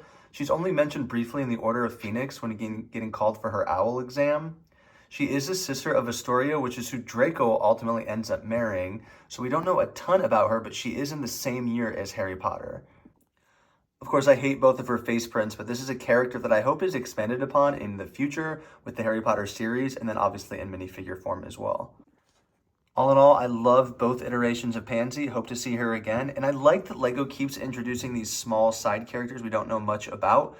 Even if just to give them a name, I'd rather have Daphne Greengrass than a random Slytherin student included in the Harry Potter set. Now we're going to look at some Slytherin students we often see in the later years. We have Blaise Zabini, Marcus Flint, and Lucian Bull. Blaise was introduced in 2023, appearing both in the Slytherin House banner as well as the Remove Requirement set. In general, I like both versions of the character. I, of course, love the Quidditch sweater, but I also think the Hogwarts sweater that I don't tend to love works well on him. I like the face print, and I think the hairpiece they chose for him works really well also. Not a ton to this figure, but like I said, I'm always glad we're getting additional characters in LEGO form, and he is someone I hope to see included in the background of various sets. I think Marcus Flint, the casting in that movie was so perfect, and I think they did a decent job with the minifigures. As much as the newer one looks worse, I think it's an improvement of the character, which is kind of a bad thing to say. But both of them kind of do the job. You kind of look at this like kind of bucktooth, snarly, angry-looking guy. I had actually used this hairpiece to create Pansy before she was released as a minifigure. But in general, this hairpiece is one of my least favorite Legos ever made. I guess it kind of worked for the original Ron Weasley, but every time they recolor it, it just looks worse and worse. We talked about the torso prints already, but I do like the newer torso printing for the Quidditch uniforms. No back face printing, so let's look at Lucian Bull. Good character, not quite as menacing as I would have expected him to look, especially next to Marcus Flint and Draco Malfoy, but it does the job. I actually like the hairpiece they selected for this character. I think it works well. And here's the alternate facial expression for Lucian Bull. Next, we will look at the Ravenclaw students. There's only 4 actual characters. We have Luna Lovegood, Cho Chang, and then Michael and Terry over here in the corner. Luna Lovegood's actually my favorite character in Harry Potter, and it's clear that someone on the design team feels similarly because all of the Luna Lovegood minifigures are always pretty awesome. Even kind of just the standard Ravenclaw robes. We saw her in the minifigure series with that great skirt print. And as we can see, they do just a great job giving her unique torso printings and facial expressions. Awesome new molded pieces there with the lion head. The Spectre specs we can see in a couple different versions of her. Even kind of in a traditional Room Requirement $20 set, she has awesome torso printing with the white arms. And then, of course, looking great there as well. Looking at young Luna Lovegood, I really actually think the hairpiece they designed or picked for her works really well. And it's interesting because it's not a hairpiece I tend to like on most other characters and other different colors. I, of course, don't like that young face print. It's too Lego City generic. But they do a really awesome job bringing her character to life with some of the expressions that she makes. Her alternate CMF face print might be one of her weakest face prints, actually. Older Luna looks great as well, and they do a good job capturing the character. And they just go all out with her torso printings. Every single time, her torso just looks so great. They did give her this alternate hairpiece in the second CMF series, and while it works, I do think I prefer the traditional Luna Lovegood hairpiece we more often see. I do not have the 2010 Hogwarts Express that first introduces this face print, but I have these 2 iterations, and I think these both look really good, although because I like Luna so much, I do want to add that 3rd Spectre Specs face print to my collection. And these are actually my 3 favorite Luna Lovegood minifigures. I know this one might be a surprise, but I just really love the torso and arm printing. It's kind of a unique scene, and it's only $20, and I obviously have 2 of them. Same with this middle one. Again, I really like the contrast with the arm and torso printing or color there. And again, a $20 room requirement set. And then of course, just looks so good with the coloring of the Spectre specs in this minifigure. And some honorable mentions just because Luna Lovegood is always looking so great as a minifigure. Cho Chang is a character that's really all over the place for me in terms of minifigures they've had of her over the year. They've really changed her facial expressions and none of them quite work. And they've changed her skin tone a lot, though I'm happy with the direction they're going with this minifigure.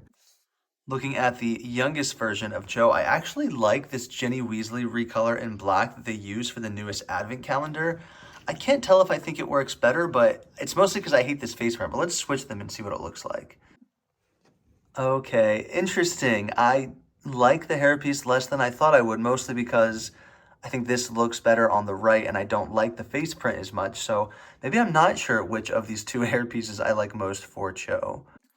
As we move on, of course, we see Cho in her Yule Ball dress, and the coloring and the detailing is actually quite beautiful, and they did a good job with the hairpiece they chose for this character as well. I love the way that silver kind of shimmers in the light. The newest iteration of Cho is actually one of my favorites. I think they did a really good job. I like the new face print and coloring they're giving for this character. I like all the detailing on this torso printing with the skirt and the scarf.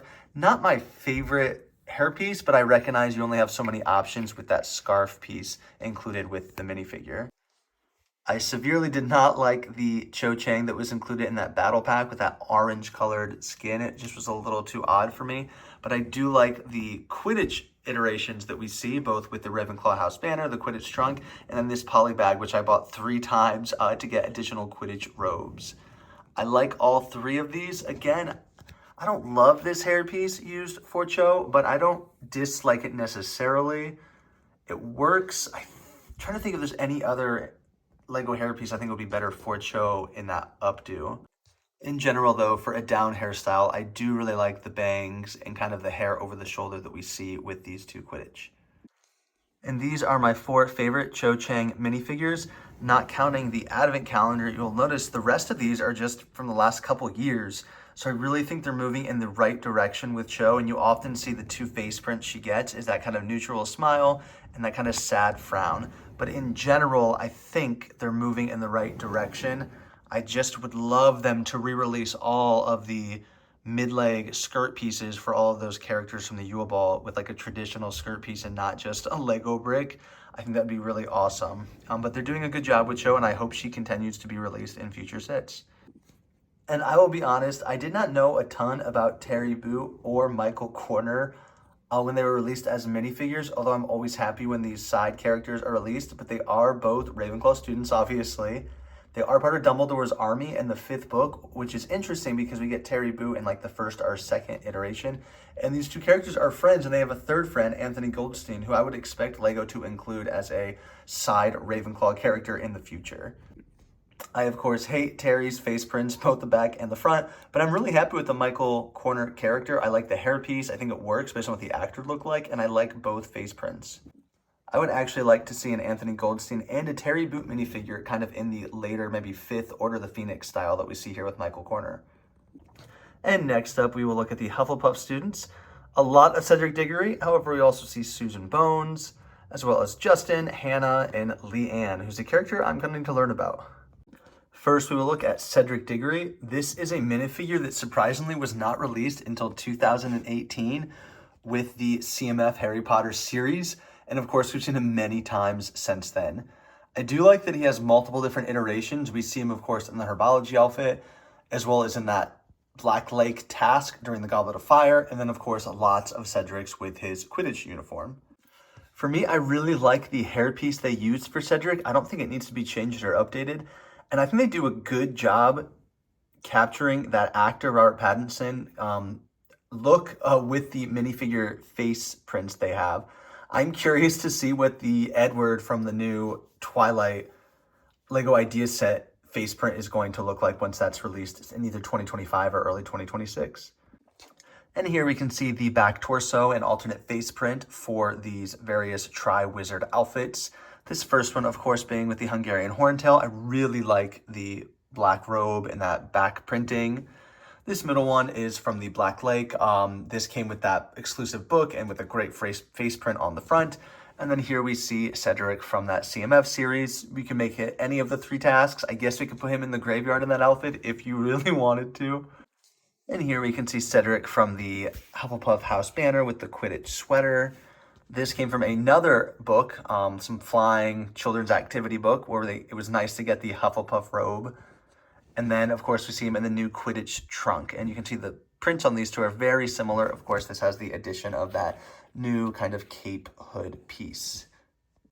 These are my 3 favorite Cedric minifigures. This first one from the Hungarian Horntail, I just really like the black jacket there. We don't often see Cedric in just traditional Hogwarts robes, so this is the closest we get when I just play him in my castle sets. And I love the face print here we got this year with that book exclusive face print. And I add, of course, this to my Black Lake setup. And then I really like Cedric in the Quidditch uniform. I keep collecting quite a few duplicates of Cedric to make the entire Hufflepuff team. But in general, this character is always done up very well. And I accidentally left out the Cedric minifigure from the Yule Ball appearance, so I wanted to point that out. And I also wanted to point out from the CMF series this awesome leg printing that this Cedric Diggory figure has. Next up is Susan Bones. This is a kind of random Hufflepuff student that we saw in the 2018 Great Hall. And then she was re-released twice recently, once with the Hufflepuff banner, which we see here in the middle, and then with the most recent 2024 Advent calendar, she is the Hufflepuff student representative with that Hufflepuff scarf.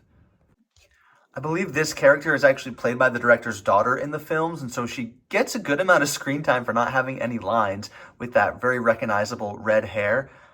Again, I don't love the face print on the one on the left and on the right. Very generic Lego City, but they did a great job with this Susan Bones here in the middle with the house banner, and this is definitely my favorite of the Susan Bone minifigures. And here we can see the alternate face prints. Again, just awesome minifigure there in the middle with the house banner. I think that this figure might make it worth just picking that banner up for sure. There's other reasons too, which we'll see in a moment. Next up is Hannah Abbott. She's appeared twice in sets. First, she came with that kind of Hogwarts student battle pack. She was the Hufflepuff student. I have multiple of that set, so I have included 2 Hannahs here just so you can see the alternate face prints next to each other. And then we also got Hannah Abbott here in the Hufflepuff banner like we saw with Susan Bones. I like the figures. Again, I think this is a far superior one that we see here with the Hufflepuff banner. I like the black robes. I think the hairpiece and the face print is much stronger. Even the alternate face print, which is similar to the earlier Hannah Abbott we saw, I still think is stronger and works better for this character. I've said it in a previous video, but the Hufflepuff banner has the strongest minifigures of all those banners. Here we can see this is a great Cedric. We have plenty of him, but getting that Quidditch sweater is awesome. And then this is the best Susan and Hannah Abbott minifigures we've seen. Next up, we have Justin Finch-Fletchley. He is a student, obviously, in Hufflepuff that we see in the Chamber of Secrets. As a character, I don't really like him very much. He's kind of a suck-up to pretty much everyone, Lockhart, Harry, Ron, Hermione. And then he kind of is not nice towards Harry once everything starts happening with the Chambers and the petrified students. Justin does get petrified in the Chamber of Secrets book and film. And while I am happy they made him, again, I don't like the face prints, but it is nice to have these kind of side back characters included. I actually would like a new face print for him, even in this younger form, because he is a petrified student. I think he needs a different hairpiece as well to at least look closer to the actor. And he is close friends with Hannah Abbott, so I would like a older version of Justin to be released eventually. Next up is Leanne, and she was included in the newest 2024 Great Hall set. She's close friends with the Gryffindor student Katie Bell, who we still haven't gotten in Lego form, and that infamous scene when they're walking back from Hogsmeade and Katie Bell is cursed. Again, don't love her face prints either side. I do like the torso and back printing. I'm okay with the hairpiece they picked for her. Love that they included the skirt piece, but this is a figure I would love to see as an older version walking back from Hogsmeade with Katie Bell getting cursed in the snow. And I do want to point out that the Hogwarts trunk set did give us unique, cool torso scarf prints for the 4 houses. You could build these into known characters, but I actually use the extra pieces just to create kind of additional background characters that we don't often see in Harry Potter. And these are the characters that I created. No backstory or anything. I just like these pieces or face prints and wanted to include them in my Harry Potter scenes. Next, we're going to look at some additional characters that join Hogwarts during the Goblet of Fire. Of course, here on the top, we have the Beauxbatons, and then down here, we see the Durmstrang students. We have seen the leader of the Durmstrang students, Igor Kokorov, twice. First in the 2005 edition of the Durmstrang ship, and then the re-release in 2024 of the Durmstrang ship. Both figures look pretty good. Obviously, it's a huge improvement here in 2024, but I quite like the detailings on both torsos. The alternate face print here on the 2024 version doesn't add too much to the character for me. All in all, I like both of these minifigures, and I think they were included in the set that makes the most sense, and I don't think we'll see him too many more times. Victor Crumb, however, we have seen 6 times in 6 different sets, and this is a figure that usually is pretty strong. These first 2 are from the 2 iterations of the Durmstrang ship. I love the use of this fur piece on the 2024 version of Victor Crumb. And I think his face print actually from 2005 is pretty unique and pretty nice, standalone for this character. And I quite like his alternate face print, giving more of a smile when he first sees some of the girls at Hogwarts. Next, we see Victor in his Yule Ball outfit, as well as Victor for the first task with the dragons. These 2 figures do have the same alternate face prints, so the one on the left and the one on the right, if you switch their faces around, you'll see the opposite facial expression. I don't really like Victor's smiling face in either of these 2 characters, and I don't really like this hair piece either. You can see it's slightly different, a little more rounded than the re-release in 2024 that has kind of a lined back, which I think fits the character better. And then we see Victor Crumb in the 2 outfits for the second task of the Black Lake scene, first from 2005, and then the second one on the right from 2023. And while I definitely preferred the shark use in the newer 2024 version, I do like in the 2005 version how large the Durmstrang emblem is. Even though the newer one, of course, is more accurate, it is good to see that in a large print. And of course, the alternate face print does match the alternate face print we saw with the Victor Crumb that came with the Durmstrang ship. Looking at the 3 eras of the Victor Crumb minifigure, I think the newest 2 are definitely the best. I love the prints, the facial expressions they've used for the character. And then I would actually go next with the original 2005 rendition. Even though there's no back face or torso printing, the facial expression really works for me, and I do like the detailing. I didn't love these 2 middle iterations. The face prints didn't really do it, although the torso printings were good. Next up, from the Beauxbatons, is Madame Maxime. She's been released 3 times, once in her Yule Ball outfit, and then twice arriving with the Beauxbatons carriage set. I like all 3 iterations of her. I think they do a good job capturing the character. I do like that they introduced those tall legs with the newest 2024 Durmstrang ship, which is called the Arrival at Hogwarts because it also includes a Beauxbatons carriage. But I love that they included the long arms as well. Looking at the back torso printing and the back alternate face print, you can see the character is pretty similar. They have lightened her hair and her lips a little bit with the newest iteration, but they've always done a great job with the back printing on the dresses there, which is quite detailed. Now, how'd Hagrid get here? Next up is Fleur, and let me say, I absolutely hate the face print they originally gave for her. Very similar to Hannah Abbott, it just looks too angry. I do like the improvements they made with the newest Arrival at Hogwarts set that included the Beauxbatons carriage as well as the Durmstrang ship. And I just looked it up to verify, this face is actually from the original Beauxbatons carriage. They've included this lackluster, not as good face with the new Arrival set, so that is an interesting choice. So I definitely prefer the original face print, but otherwise I do like all aspects of the new character a little bit better. I like the darker blue they used there for the hat as well as for the torso. And then looking at the back, I mean, the back printing is pretty similar for me, but I do prefer this face print with this kind of darker blue coloring. Similarly, I do prefer the new alternate facial expression opposed to the old one they had used with the first 3 iterations of this minifigure. But there is no denying that the back printing is really nice there when she's fighting the dragon in the first task. And then, of course, here we can see the front torso printing for Fleur when she is in the first task fighting the dragon, and then her Yule Ball outfit, which they haven't released her with the second task. And I often use this top with the legs from Harry Potter from 2005, second task, to create Fleur in her bathing suit. And last up is the little sister, Gabrielle. I'm okay with the face print for this side character being a generic Lego City child face because she's such a minor character, but I also like her uniform. And I'm so thankful they gave her an alternate sleeping face, as you can customize her and put her underwater to be rescued during the second task.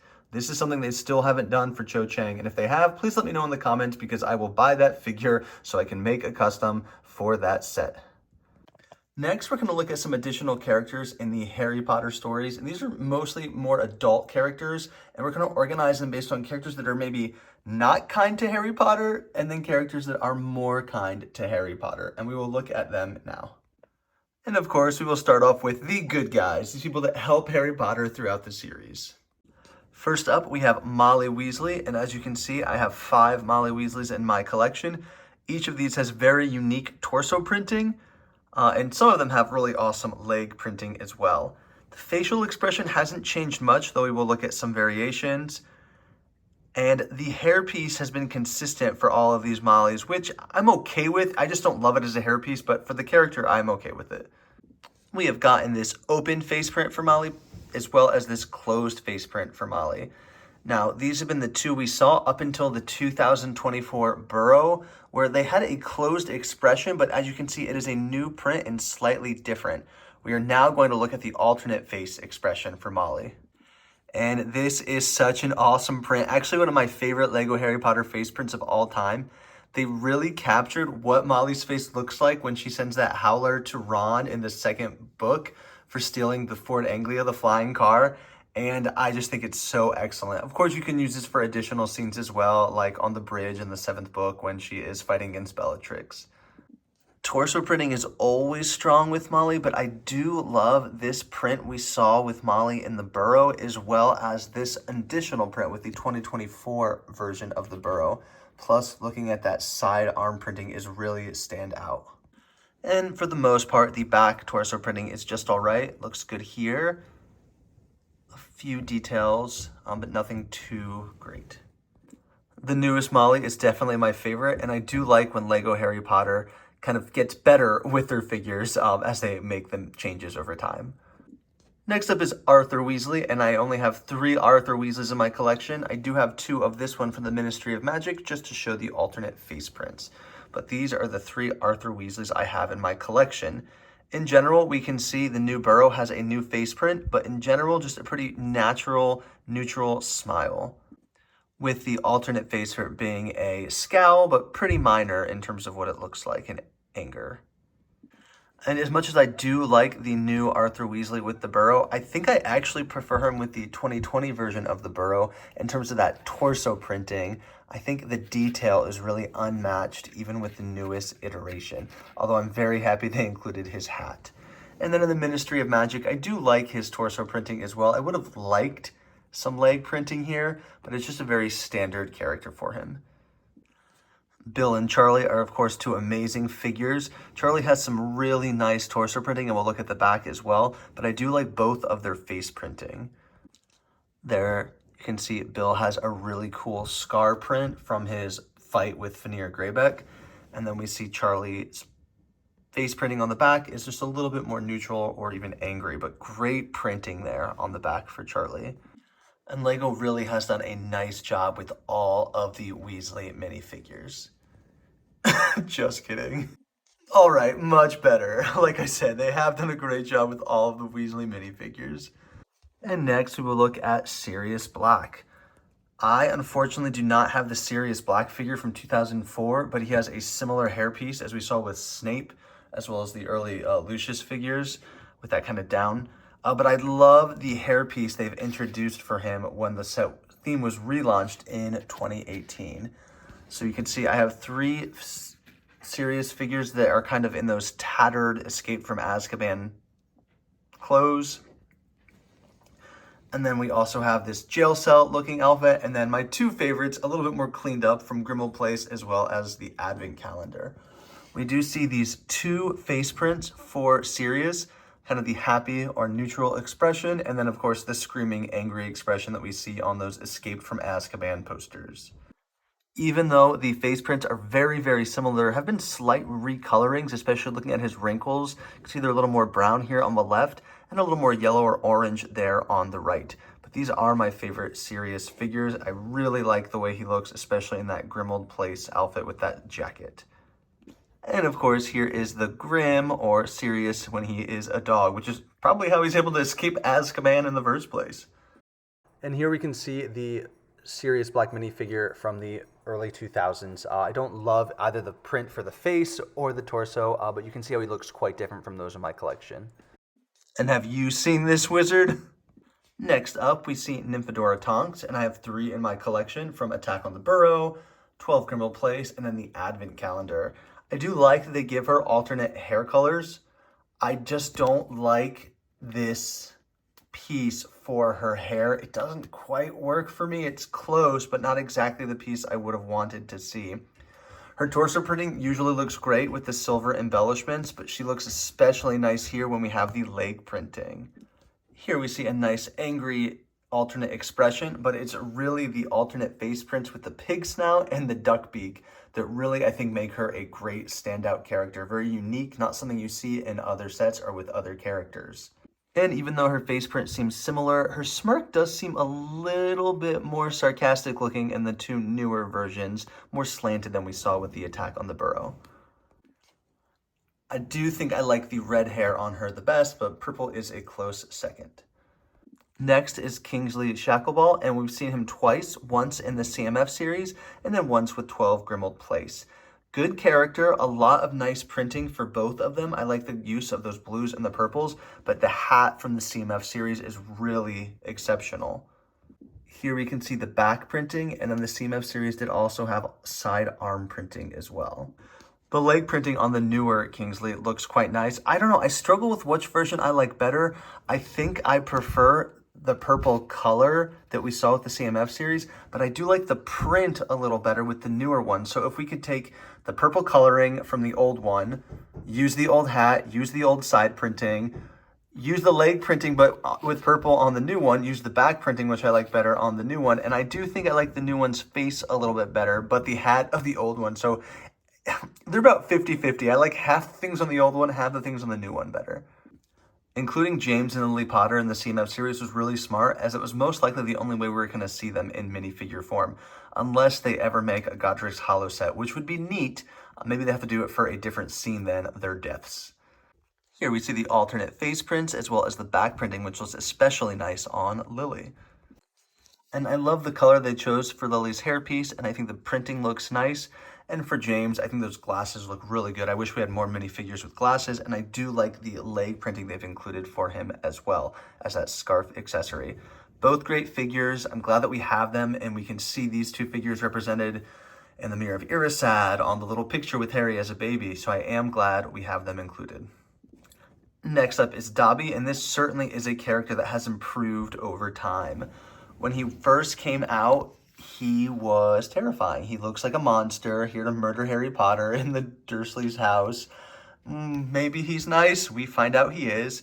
It got a little better. The eyes are less terrifying, but somehow that mold is still super scary looking. Does not look like a friendly house elf, but they've done much better since the 2018 relaunch. And here we see 2 prints, one with a closed mouth and one with an open mouth, and both work really well. Dobby seems friendly, someone you'd want to talk to, a good house elf, not someone who is perhaps haunting you in your nightmares. And we can see some of the figures do have back printing on their torsos as well, really just showing that Dobby is wearing really old, dirty clothing because he's being so mistreated by the Malfoys. And speaking of the Malfoys, we will now look at some characters who are unkind to Harry Potter, who are often looked at as some of the villains in this series. Here we see the 6 Lucius Malfoys that I have in my collection, and I have pretty much 2 from each wave of this character. First from the early 2000s, where we still had the yellow skin and faces, where he had that traditional kind of yellow hairpiece. I do like his facial expressions. Seems kind of angry and annoyed. I'm not sure if it fits the character perfectly, however. Great improvement around 2010 when we saw him release an additional sets, both with great torso printing, an improvement on the hairpiece. They kind of recolored that Dumbledore hairpiece, and I also quite like the face print we get. And then, of course, when the theme was relaunched in 2018, we've seen him both with Diagon Alley as well as the new Borgin and Bork's Gift with Purchase. And I really like the one, of course, with that leg printing, but a really awesome torso print. And the only two that have back face printing are the two that were released around 2010. And it is obviously the mask of the Death Eater, and that just looks fantastic. Really neat with the coloring, and the silver really stands out there. There, in my opinion, is really no excuse for minifigures not to have dual-sided face prints in modern era of Lego. So that definitely is a nick against the newest rendition of Lucius Malfoy. While I do love the torso printing, especially the leg printing of the newer Lucius Malfoy, I still think the 2010 era is my favorite minifigure for this character. Just awesome with that dual-sided face printing, and I do like the torso printing quite a lot as well. And we had this debate with Draco Malfoy between the lighter tan versus the brighter yellow for the hairpiece, and I feel pretty confident that I do prefer the lighter tan hairpiece. Let me know what you all think in the comments, if you prefer the newer, brighter yellow, or if you like that earlier tan piece for the hair coloring. And I'm quite excited for the Malfoy Manor set releasing in early 2025, because we've only got Narcissa Malfoy once in LEGO Harry Potter 2011's Forbidden Forest. She looked great. I really liked the torso and dress printing, and the hairpiece, as you can see, kind of that dual coloring, which wasn't super common at that time. But we have not seen her since, which is kind of shocking. Not a ton back printing there on the torso, but she has a great alternate face print, a face print that I think is better than most of the modern day Bellatrix face prints, but can really show her angry. And as we know, Harry Potter is a story all about a mother's love. Lily's love for Harry, as well as Narcissa's love for Malfoy, both become very important components of the Harry Potter stories. I have 4 minifigures for Bellatrix Lestrange in my collection, and this character is really all over the place. The one commonality, of course, is that hairpiece, which is a great piece. I actually really like that for Bellatrix. Not sure there's much I would change, but we see a ton of development and change in the face print, in the dress printing, lacking dress printing, kind of the arm printing, and so we will look at those now.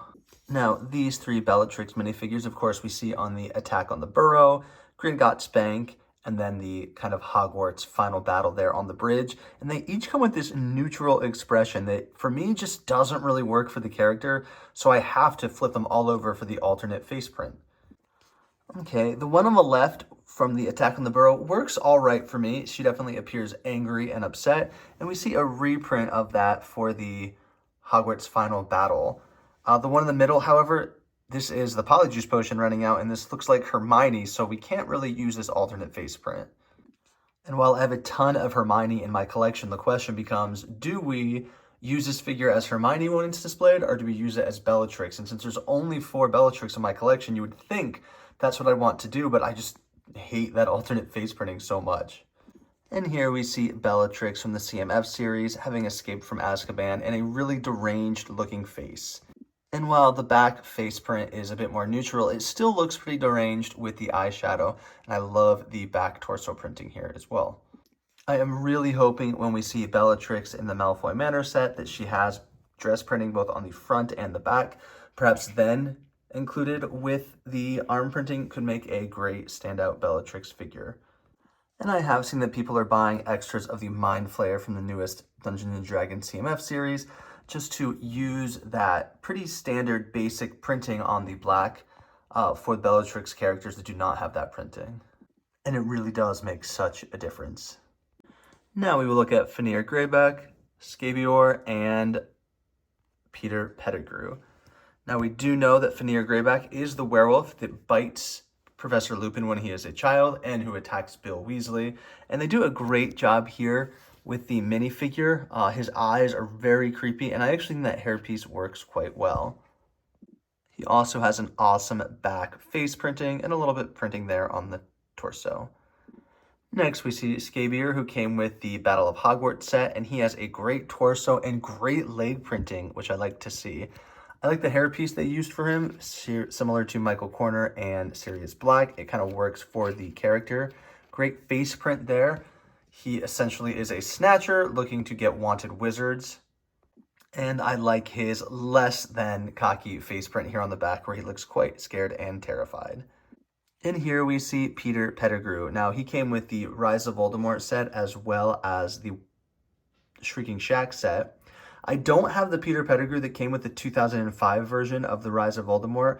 I will show a picture just for comparison, but this is a great character. They do a really good job capturing his mouse-like facial expressions, which is fitting, of course, since, you know, he is hanging out as Ron's little pet rat there.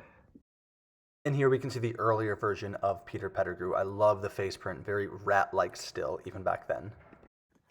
And his dweebier, more docile face print works for me as well. In general, this is a character that is meant to be really unlikable, and I feel like they really captured that with these face printings, just to show how rat-like he really is. Here you see Rita Skeeter and Creature, two characters I never expected to see. Of course, Rita Skeeter, after she wasn't released with the Lego Harry Potter CMF series, I thought there was no chance we'd get her in a set, but she was an exclusive to one of the books, and I'm happy that we got her. Really cool face printing, and as you can see, she has paper and her quill for writing stories.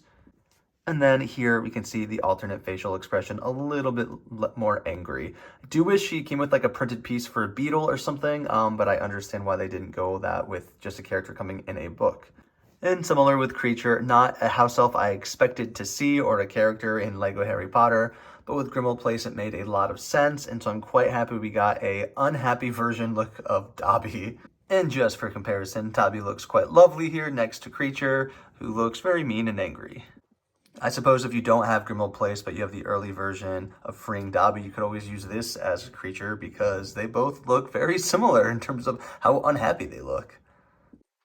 And finally, we will look at the Dursleys. Of course, we have Aunt Petunia, Uncle Vernon, and then Dudley back there. Now, the only character we got in the original Harry Potter wave before the relaunch in 2018 was Uncle Vernon, and he came with the Escaping Privet Drive set in 2002.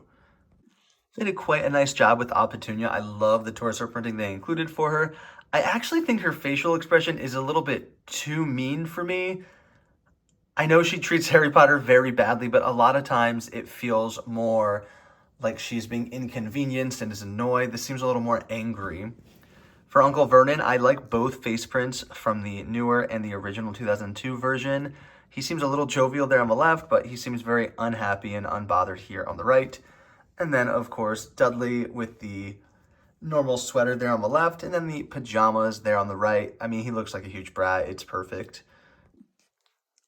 Petunia's other face is shocked, annoyed. I don't know what emotion she's portraying here. She just has weird face printing in my eyes. Uncle Vernon, this is a little bit more stoic, more angry at the facial expression, so I like they included both for him. And then I also like Dudley's alternate facial expression. This is a good example how it's not always going to look like a random Lego City Child face print. They don't need to change much, but they do a great job with the eyebrows and the shape of the eyes and the mouth. So I'm very happy with both Dudley's prints. And of course, we love seeing that pigtail back here. With that being said, if they re-release Privet Drive, I really am hoping they include a big fig for Aunt Marge as she kind of blows up and floats away over the Tower of London. That would be a very exciting figure to have in the collection. And of course, we can't talk about characters that want to do Harry Potter harm more than Hugh, who cannot be named, Lord Voldemort. We'll also look at Tom Riddle, and let's throw the Dementors in here too, for good measure.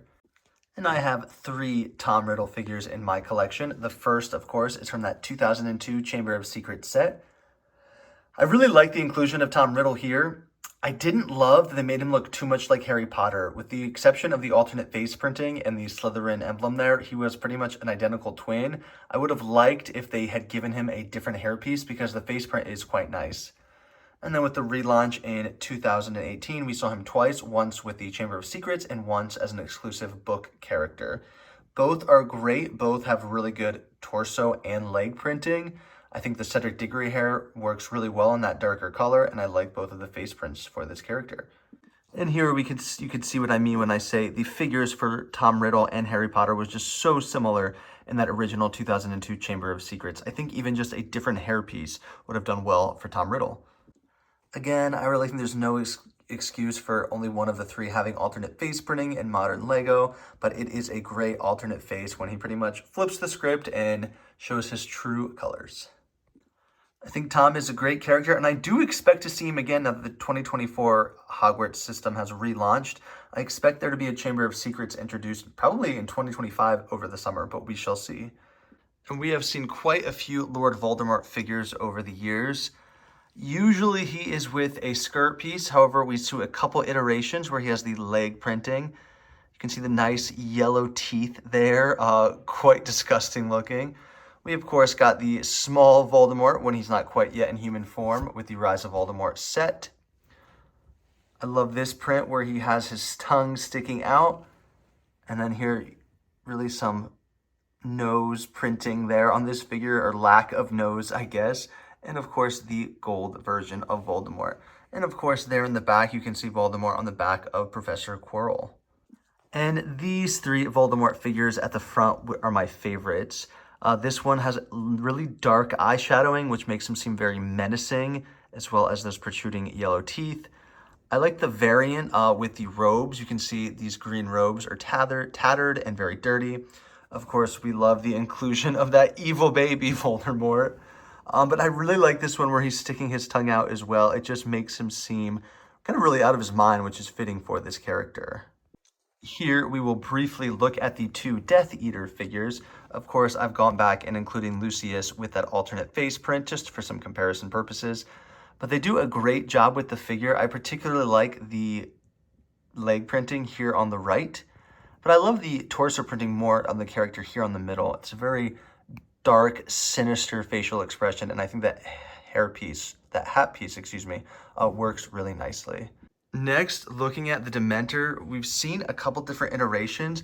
As early as 2004, we can see they use that light gray cape piece and some kind of weird connections here in that sand green. We see the transition around 2010, where we're still using a fabric cape piece, however, it is in black. We see there isn't much of a difference in the face printing outside of the color from that sand green to that gray. And then they're kind of standing now, similar body shapes as we saw. However, they're standing kind of on this clear circular plate. And then we see a transition, of course, with the relaunch in 2018, kind of using this really neat leg piece that we see with a couple different figures outside of other themes. And a really nice improvement, in my opinion, there on the face print. You can actually see some of the teeth, and the torso printing is quite menacing. I like the transition in 2018, utilizing a minifigure torso. I think it works well for the Dementor. Alrighty, here we're going to look at some additional characters in the Harry Potter universe that we explored throughout the various stories and films. All characters that I'm surprised, honestly, were ever made into Lego form, as they fit just a very specific scene. We will start by looking at characters from Hogsmeade Village. First, we have Mr. and Mrs. Flume. These are the owners of Honeydukes in Hogsmeade. Good torso printing, likes the leg printing on Mrs. Flume. And then we see Madame Rosmerta. She is the caretaker for the 3 broomsticks there in Hogsmeade. Cool characters. I'm glad they included them. I would love to see Hogsmeade continue to be really expanded upon. I don't love they use the Bellatrix face print for Madame Rosmerta, but we do see 2 of her, one with Hogsmeade and one with the Hogsmeade Advent Calendar. Pretty standard figures, and here we see the back printing as well as the alternate face expressions. Now we will look at some of the workers in Diagon Alley. Of course, we have Garrick Ollivander, and both those are very nice torso printings as well as good facial expressions. He has the wand shop, of course. Madame Malkin's, she is the Madame Malkin's robe shop, and I love that torso printing. Really great detail there with like the tape measure around her neck. We see the owl post worker. I like including these side characters even if they're unnamed. We see the photographer for the Daily Prophet, and I actually think this kind of original witch's hat hair combo works well for him. And then we see this ice cream server. I'm not sure if that's Florian or if he just works at the ice cream shop. And here we can see the alternate face and back torso printing. In general, I would say Ollivander is actually a standout minifigure. All 4 face prints are great, and I love this alternate expression, especially there on the left. And there we can see the alternate printings. Here we see 2 characters that come with the Night Bus. Stan Shupike on the left and Ernie Prang there on the right. Cool inclusion of both of these characters. I love the printing there on Stan's torso. This is the only Stan minifigure I have, but he has been released multiple times. And I love, if you look at his hat, how you have the 3 colors, the purple, red, and the black. Neither character has alternate face printing, but for me this is okay. 1, because it's open, you can see that based on their hat and hairpiece. And 2, it's such a minor character, the original expression works for me. We've also gotten various kind of random witches and wizards and shoppers that have been unnamed. And so here we can see the 2 witches and then 2 wizards who came with, some came with the Diagon Alley kind of battle pack you could add to your Diagon Alley. Others came with the newer released Diagon Alley sets. And I like this student in the wheelchair. I really think that is a great torso printing. As far as I know, he does not have a name. He's just a random student in the background. And while most of these prints are not unique, it is nice that we're still getting some back printing. And I have read that this is supposed to be a shout out to Daniel Radcliffe's stunt double who was injured on set. However, as far as I know, there's no evidence to support if that was LEGO's intention or not, or just wanted to include a character in a wheelchair. Here we do see the Hogwarts Express conductor we got with the Hogwarts Express Hogsmeade Station, as well as 2 variations of the Trolley Witch, one from the 2018 set, as well as from the Hogsmeade Station set. And all 3 of these characters are nice. I really like that dark red color they use, and I like how on the hat you kind of see the variation in the coloring as well. The face prints and alternate expressions work well for me. The Trolley Witch is a minor character in the films and books, but if you've seen the Cursed Child play, I really like some of the scenes that she's involved with. And now we look at characters from the Ministry of Magic. Of course, there we can see Cornelius Fudge, the Minister of Magic during this time. We can see Reg and Mary Cattermole, and I do have 2 of this set, so for characters that are in Polyjuice form, you'll see both of them here. So here we see Mary as well as her alternate expression. Pius Thickenes, and again, we can see his 2 face prints. The one on the left actually is quite unique and different. It doesn't look like a lot of other minifigures. I also like the hairpiece that's used for Pius. It makes him stand out from other characters. Albert Runcorn, and he is Polyjuiced Harry right now, so we saw that torso printing when we looked at the Harry Potter minifigures. And here we see Hermione, who is in Polyjuice form, but on this side it is Mathilda Hopkirk. And then last is Corbin Yaxley. These were some really neat characters to get. I like the Ministry of Magic set that they released. However, personally, I would still like to see a larger, more fleshed out version where you can kind of use maybe a different scene from Harry Potter, not necessarily this scene. I bought 2 of this set mostly so I can expand on it, and I'm happy with that, but I would like to see the Ministry of Magic explored more in LEGO form. And here are just 3 additional minifigures. I'm not sure where else to categorize them. This is Dragomir Despard, and that is who Ron Polyjuice Potions as when they're breaking into Gringotts. And then, of course, Barty Crouch Sr., as well as the Executioner, who's still wild to me that he's included as a minifigure, especially because he comes with the Buckbeak set. So the only way to play with this character is really to reenact the scene where Buckbeak gets killed. But here he is. It's nice to have additional characters. Let me know in the comments if there's any additional kind of random side characters that you hope to see in LEGO form in the future. And here we just see some additional characters or creatures that are in LEGO form. We won't spend too much time looking at these, but we will look here at the goblins, of course, from the Gringotts Bank. There on the left, you can see from the 2002 Gringotts version, it was a new sculpted piece, kind of scary looking, similar to Dobby, except Dobby's supposed to be kind of a nice looking creature. It's okay, in my opinion, for these to look a little scary.